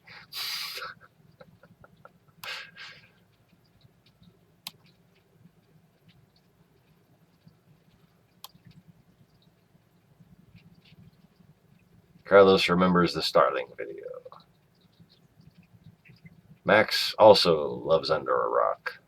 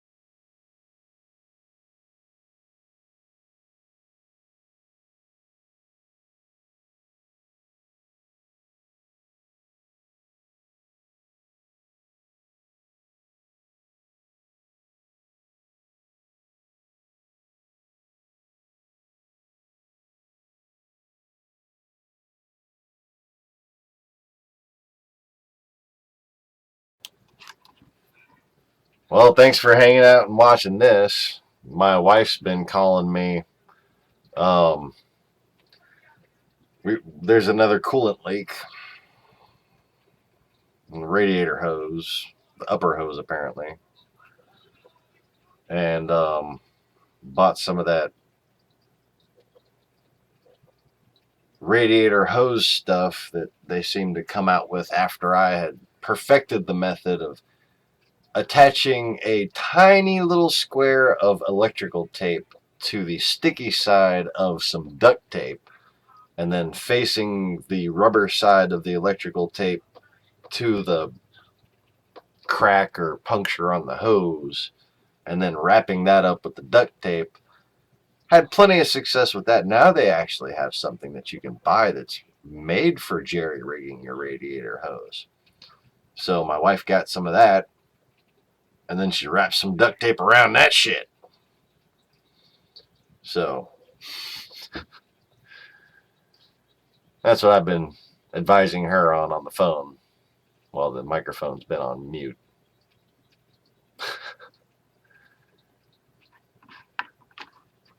Anyways. Looks like the Starling video is still going. Let me see how long I got. About 2 more minutes. I didn't get to see if any of them flew off yet. Oh, there they go.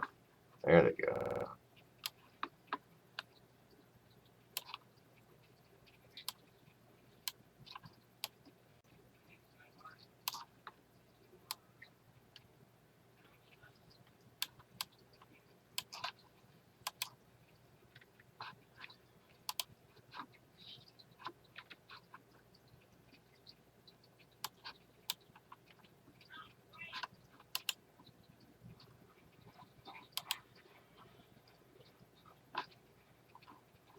Backed it up a little.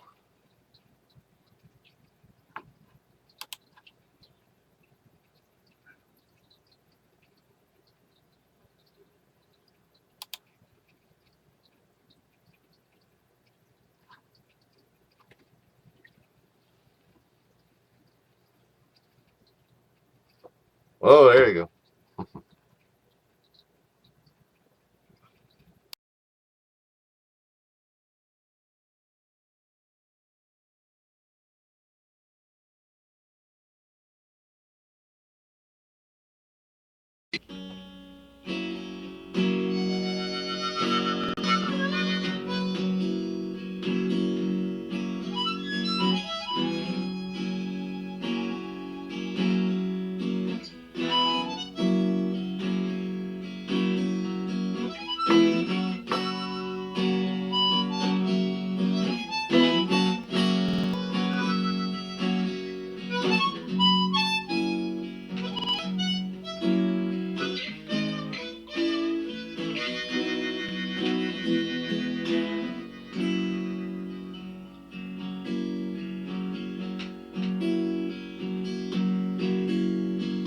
I see God's souls lost and ring.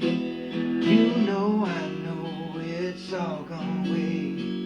I feel something yesterday, but it's taken so far away.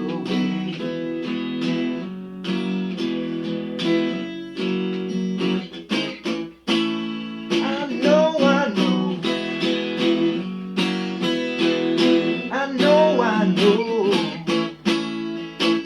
it's coming so soon.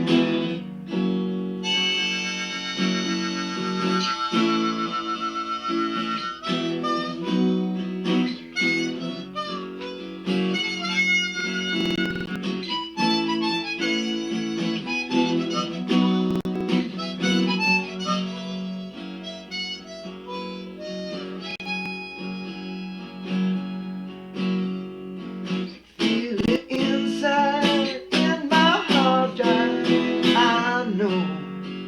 I know it's coming oh so soon. But I try to find a way to get away from here. I know why can't I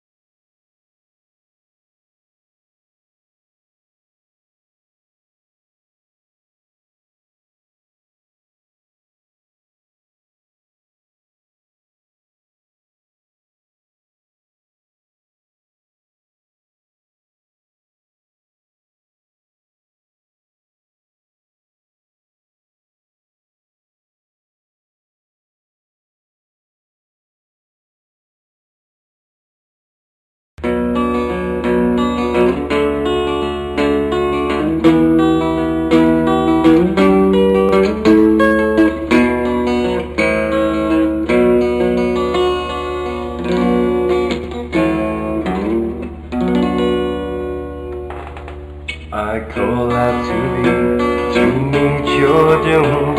All those who've cried, who spoke too soon, I'll pick the best one and set you free. I can give you more if you stay with me. How I long for the other peace. You unperfect soul, you demon of old. Will I sort out my life? Will I ever be whole? I need you one less than the one who made me. That love so just farther than a man could ever see. How I long for the other piece. Breathe the other piece. How I long for the other piece. How I crave your soul. How I die now without you to get the wish and me home. This one feeling trips from me, it's costing my life. Please grant me my destiny, please give me my wife. God give me this partnership to strengthen my soul. I fear I have failed you for becoming this goal. I will go on fighting no matter what toll. I'll be tricked and teased, but I will not be sold. How I long for the other piece.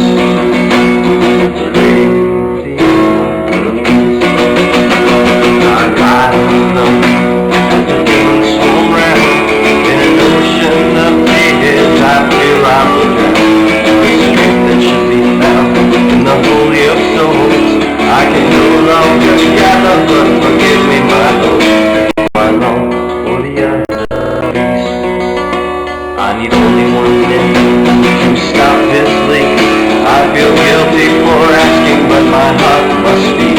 And I try to look past, gasping for strength. The world comes to laugh at the divided king. Now I long for the other piece. Crave the other piece. Now I long for the other piece. How I crave your soul. How I die now without you. Give a wish to be home. This one feeling just for me, it's costing my life. Please grant me my destiny. Please give me my wife. God give me this partnership to strengthen my soul. I fear I have failed you for becoming this goal. I will go on fighting no matter what goal. I'll be tricked and teased, but I will not be. I'll go for the other piece.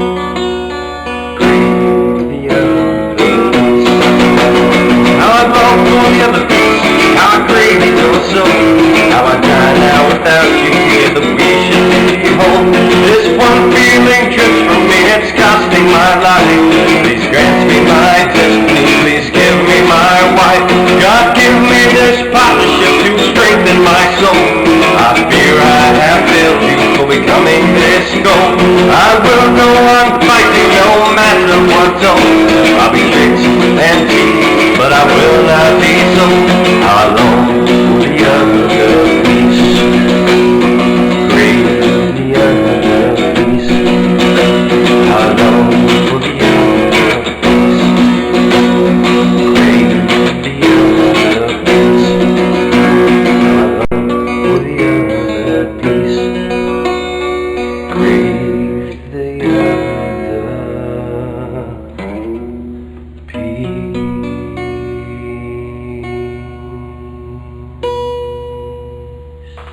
Sup.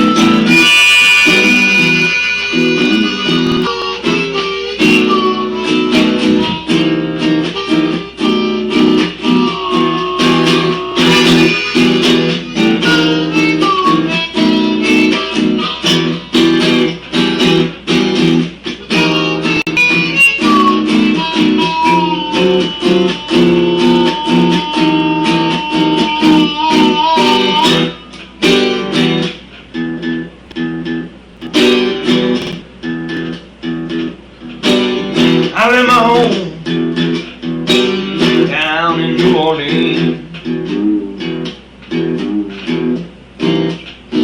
Lord, I left my home down in New Orleans.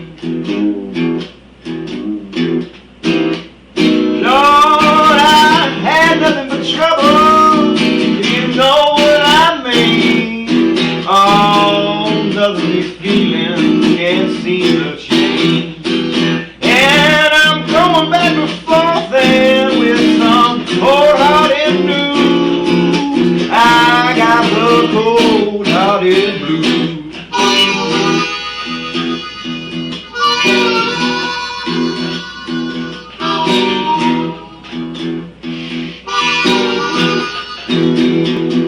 I'm feeling trouble down in me,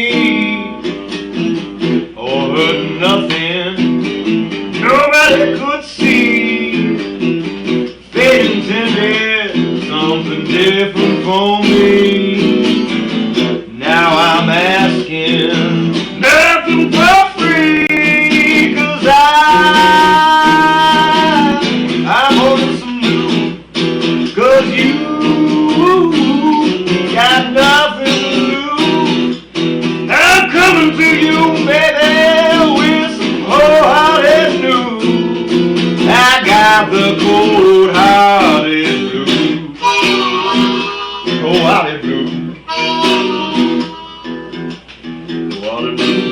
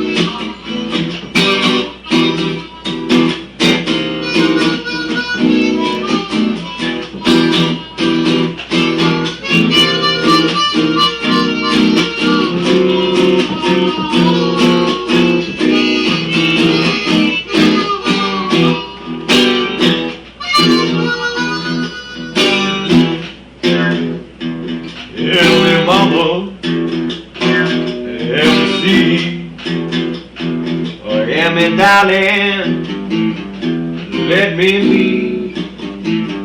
Oh, something happened. Mercy on me. Bye, baby, I ain't ready to see.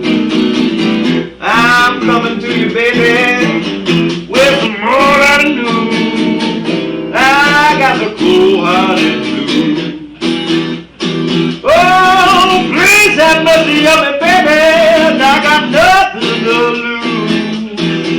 I got the cold-hearted blues. I got the cold-hearted blues. Yeah.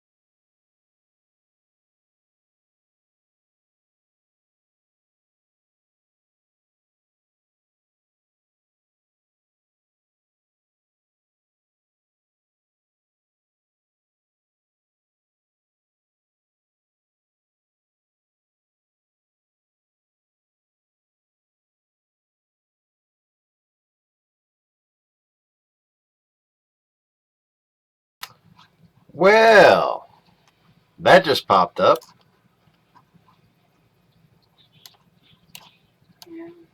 Isn't that special? No.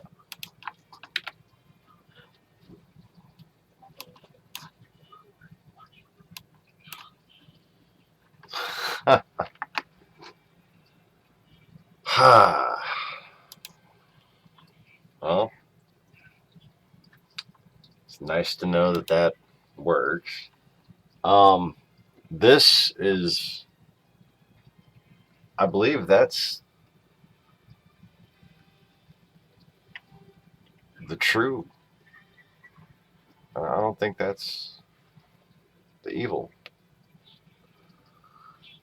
That's like Hindu ISIS right there. That's I mean, not, you know, the Islamic State, you know, like my wife.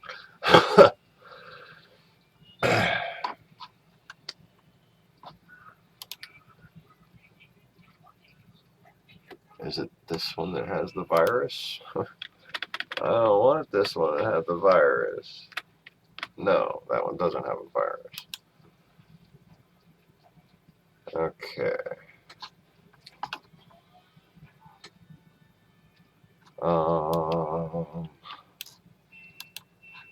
I need to get organized here. Hold on one sec.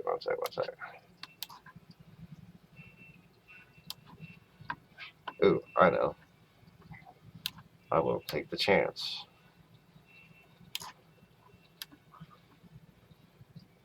Packets of viruses like to come in strings along the same search results. So after one gets picked up, I must assume that there are more. But I wish I could look into this one a little more. So I'm going to screen capture. Apparently.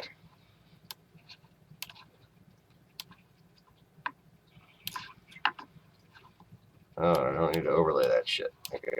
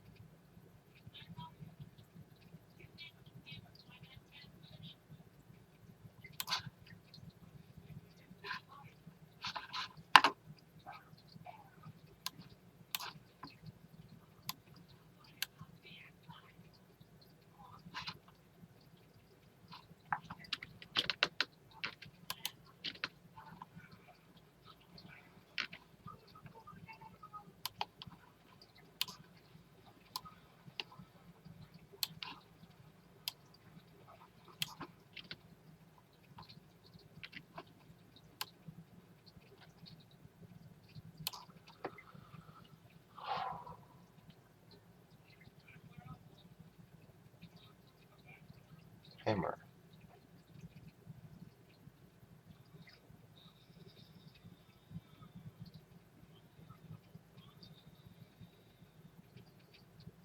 Note the pyramidal crests on her arms.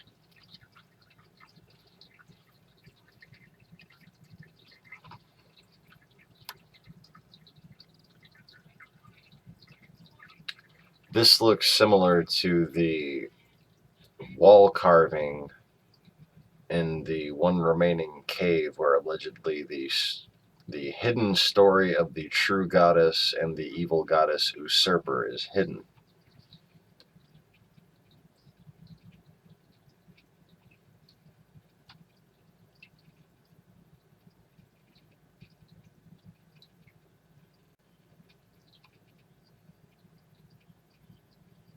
And does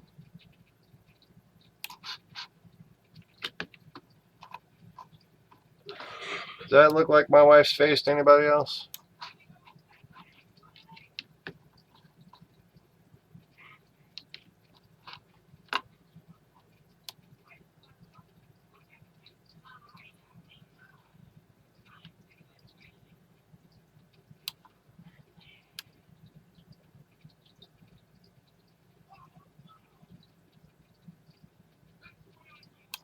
And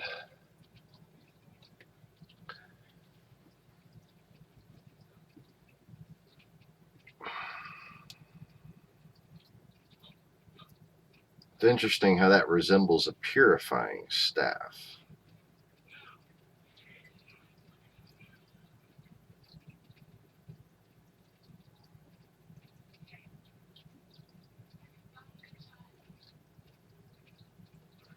This is really mixed imagery. Like this might be a statue of the thing I don't like to talk about.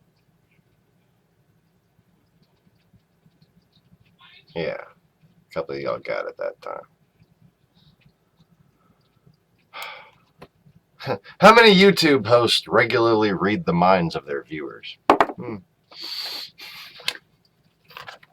I wonder how often Princess Stephanie pulls that shit off.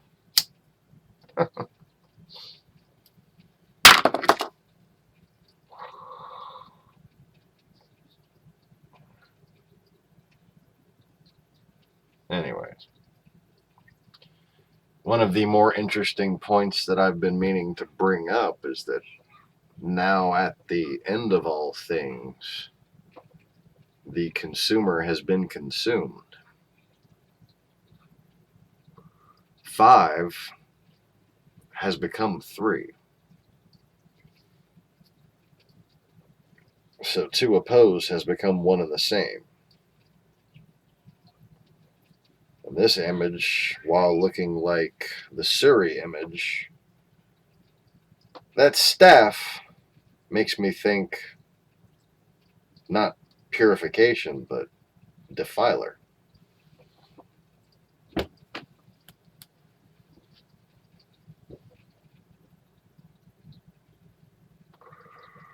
The raised pinky,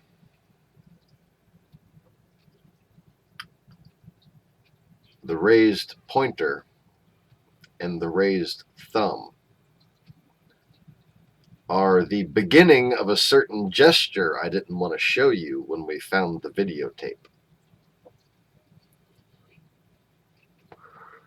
So I know from my mystic knowledge that this is real shit we're looking at here.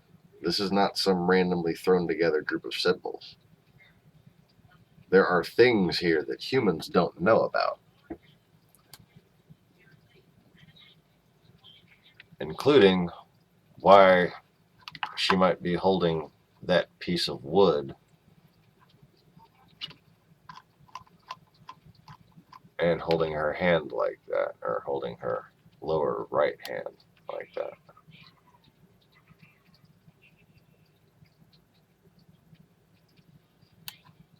One, 2, 3, 4, 5, 6, 7, 8, 9, 10, 11, 12, 13, 14, 15, 16,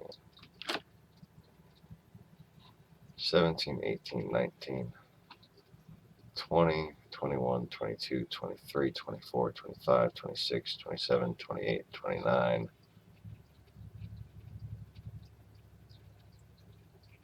Which one of these do you not want to count and call it 30 pieces of silver?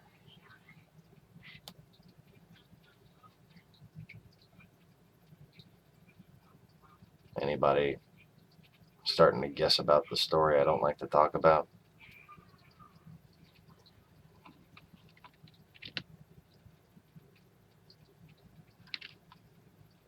We've been through a lot together.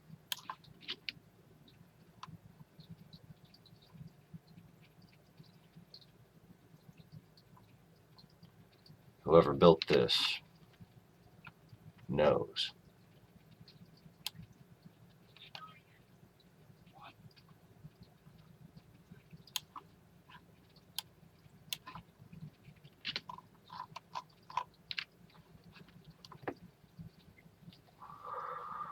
That little crown right there, the spire on top, that is the Vimana of Gabriel.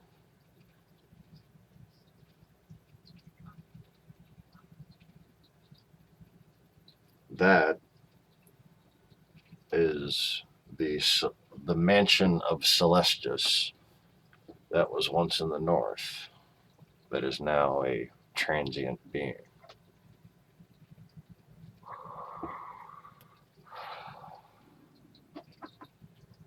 And that's why it's an image for all kings.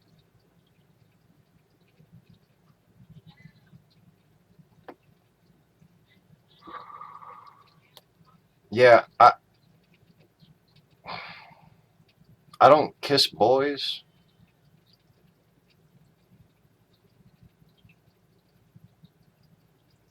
And again, there is nothing that my children have gone through that I haven't gone through.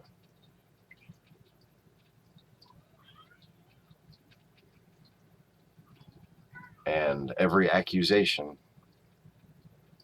uses a grain of truth.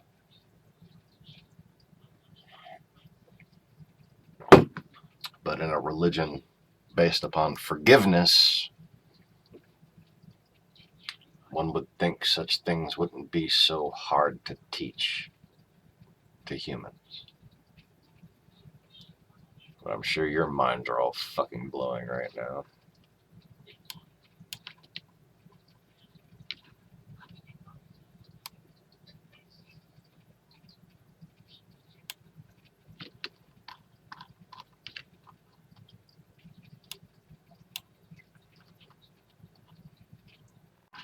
Acte Nova.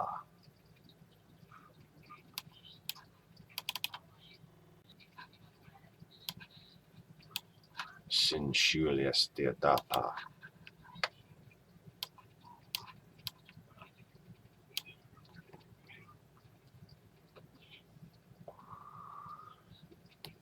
Oh, I mean, English, motherfucker. Do I speak it? Yeah, I do. It's the tabernacular inversion.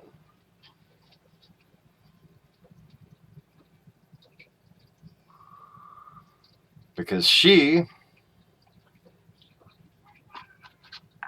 is the upside down fairy in the mirror, in the reflection on the glass, in front of the paintings that tested my memory.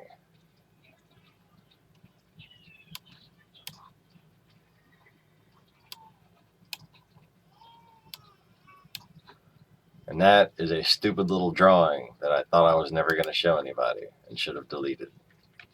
But it was right there, so I dragged it into the window.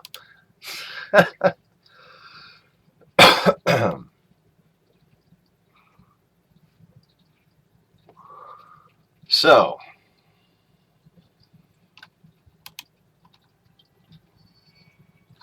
the Is the person who had the dream about the whale clouds still here? I really hope you did find the view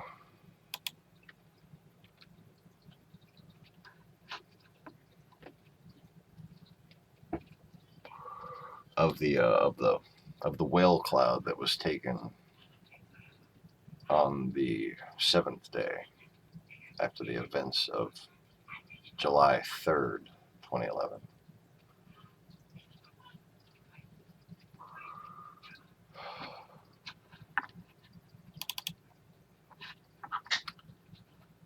Oh.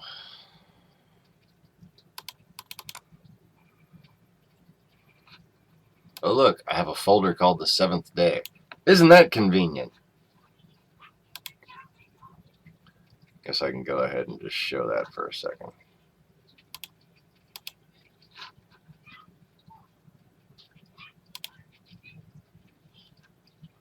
This is what? WMV, and that's a 3GP, so this should be able to stream easier. And I think it's the same file.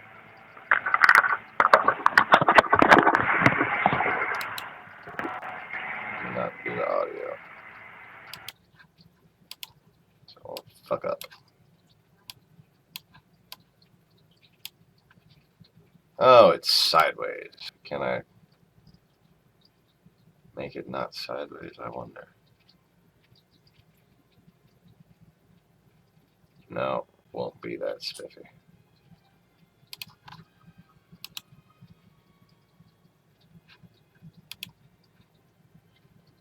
And there it is.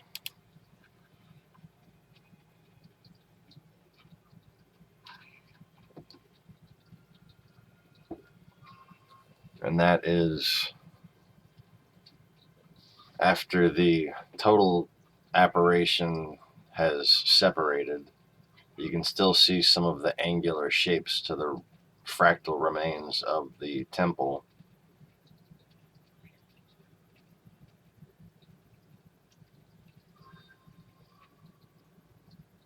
And you can see sort of a masculine and feminine of the two clouds there. Everybody got their head turned sideways?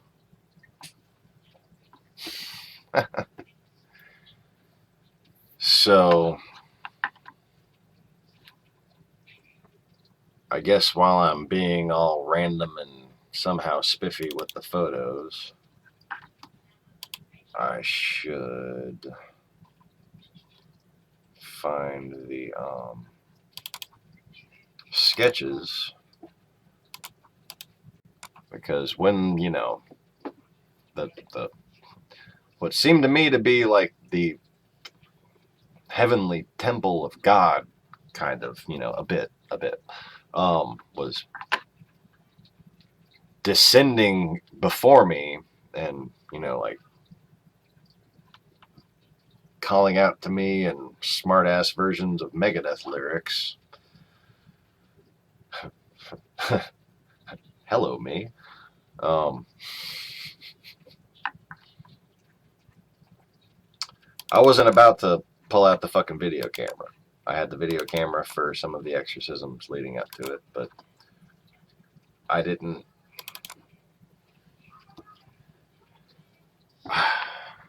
think it was proper to videotape. I mean, like, I took it on faith, kind of, that not doing it was the right thing to do, and that I didn't need, quote, proof of what had happened. And I guess maybe because, like, the extreme old school side of me was awakening, I felt the need to draw it, to sketch it out. Caramello, I mean, no, sketch it, not stretch it. And Now I'm trying to see if I can find the photos of the sketches in my archive of many, many photos. So just give me a second, and I guess I'll let that play.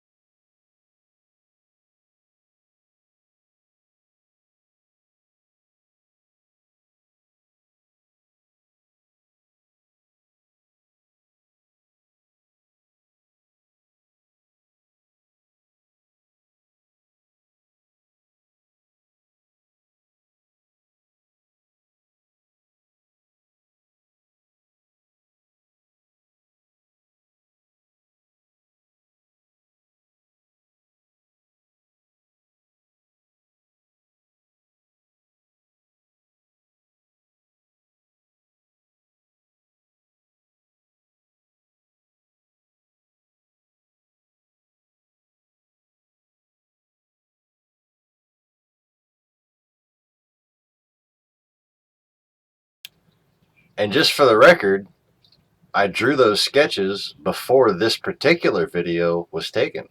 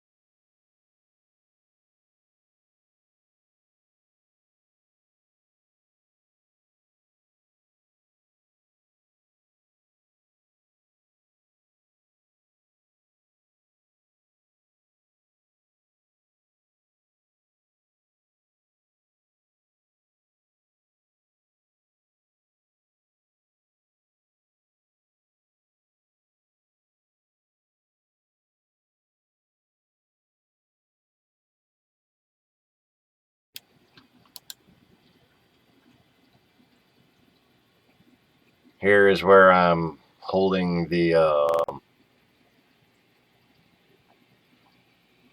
my old cell phone Microsoft Pocket PC on the metal railing of the ghetto apartment, trying to capture all the massive amount of orb activity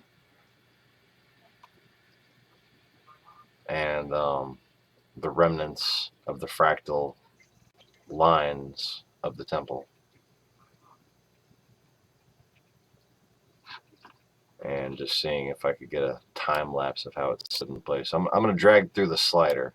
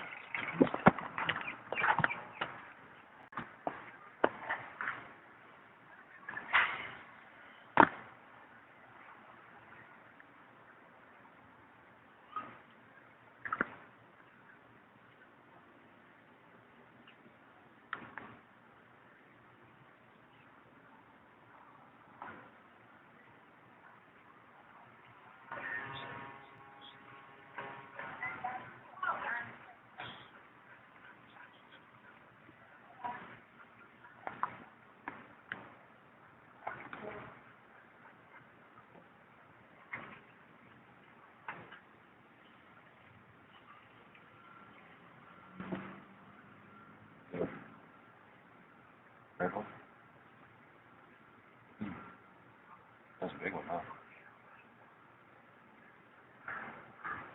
Sorry, I wasn't looking. I was busy doing it.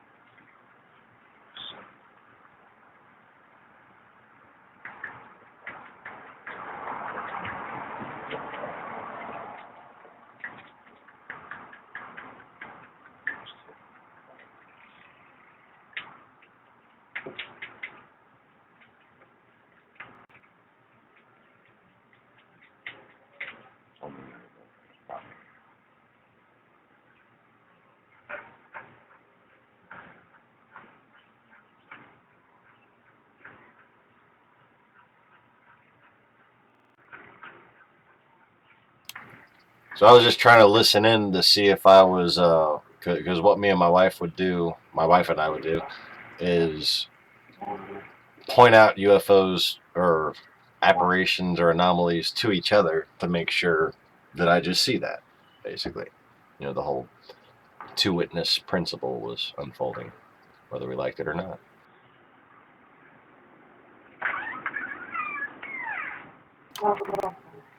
If you have this on a very large screen, you can see a little bit of the orb and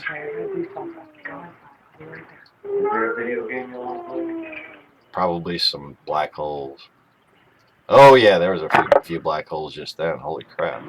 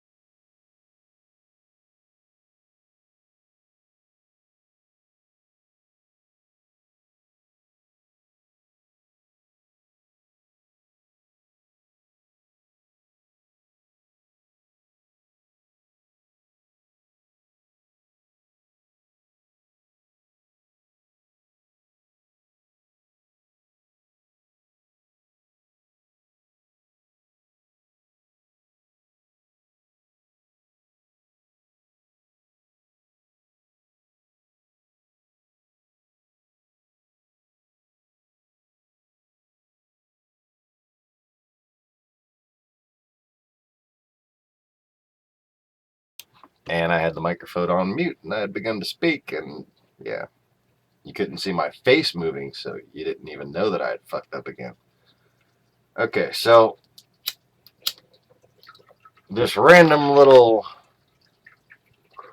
image I happened upon that whose face and head dress looked like the secret usurped Hindu goddess that, you know, like basically the story is what everybody thinks of as the goddess isn't the goddess, and she's actually just like a shape-shifting whore. Scrolling through those images randomly, came across this image, reminded me of that wall carving in the cave where this story is still remains. I know because I saw a YouTube video about it.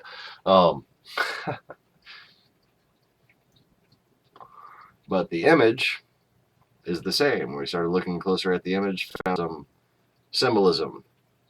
And this symbol right here happens to be of the celestial temple that we drew, or that I drew.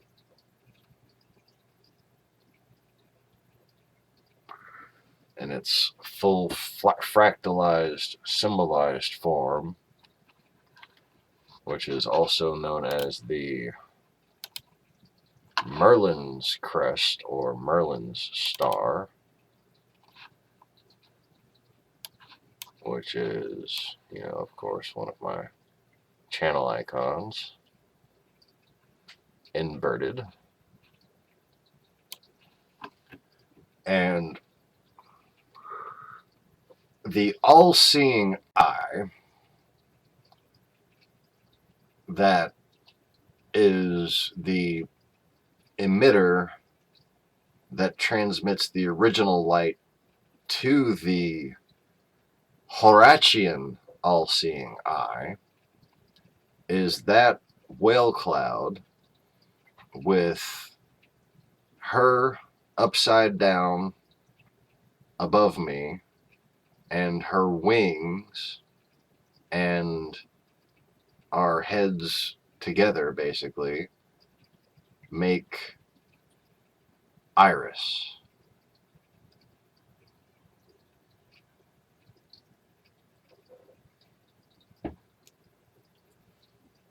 So when y'all are done scraping your brains off the pavement, let me know. Iris transmits to Ira, the original Ira being Gabriel, then being Cain, then being me when I was really pissed off, then being my wife when she was really pissed off, which led to her sister when she was really pissed off, which led to Peter when he was really pissed off, which has led back to Cain when he was really pissed off. Because, well, he's the best at that kind of shit. Because he's Cain.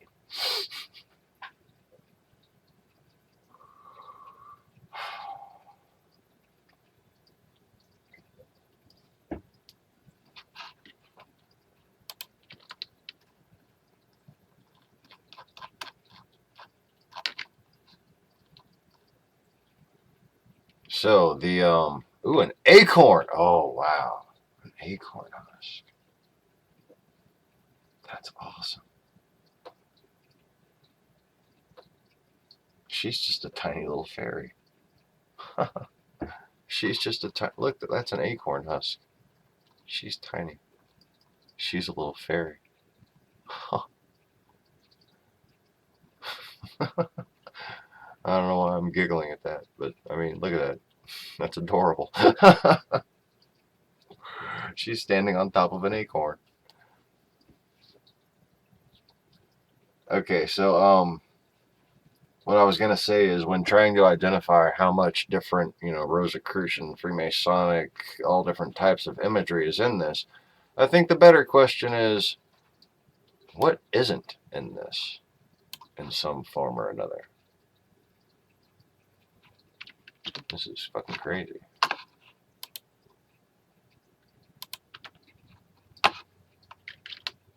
So,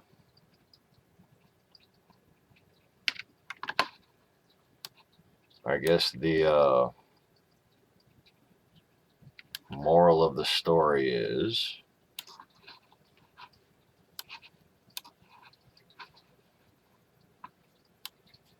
to those who still have yet to come up with an explanation as to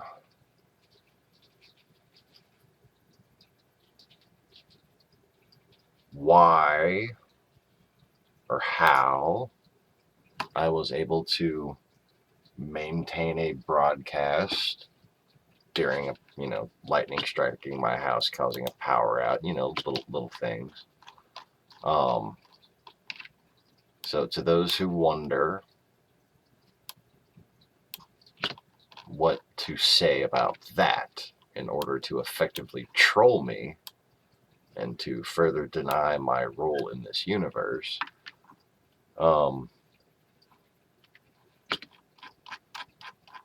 all I can really say is put that in your pipe and smoke it.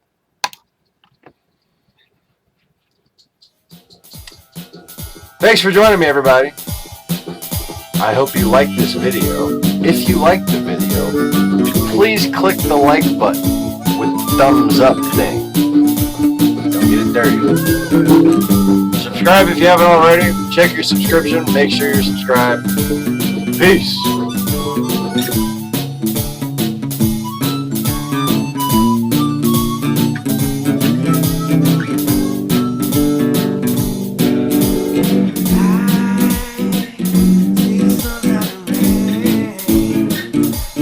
Takes my pain back to raise out of another thing.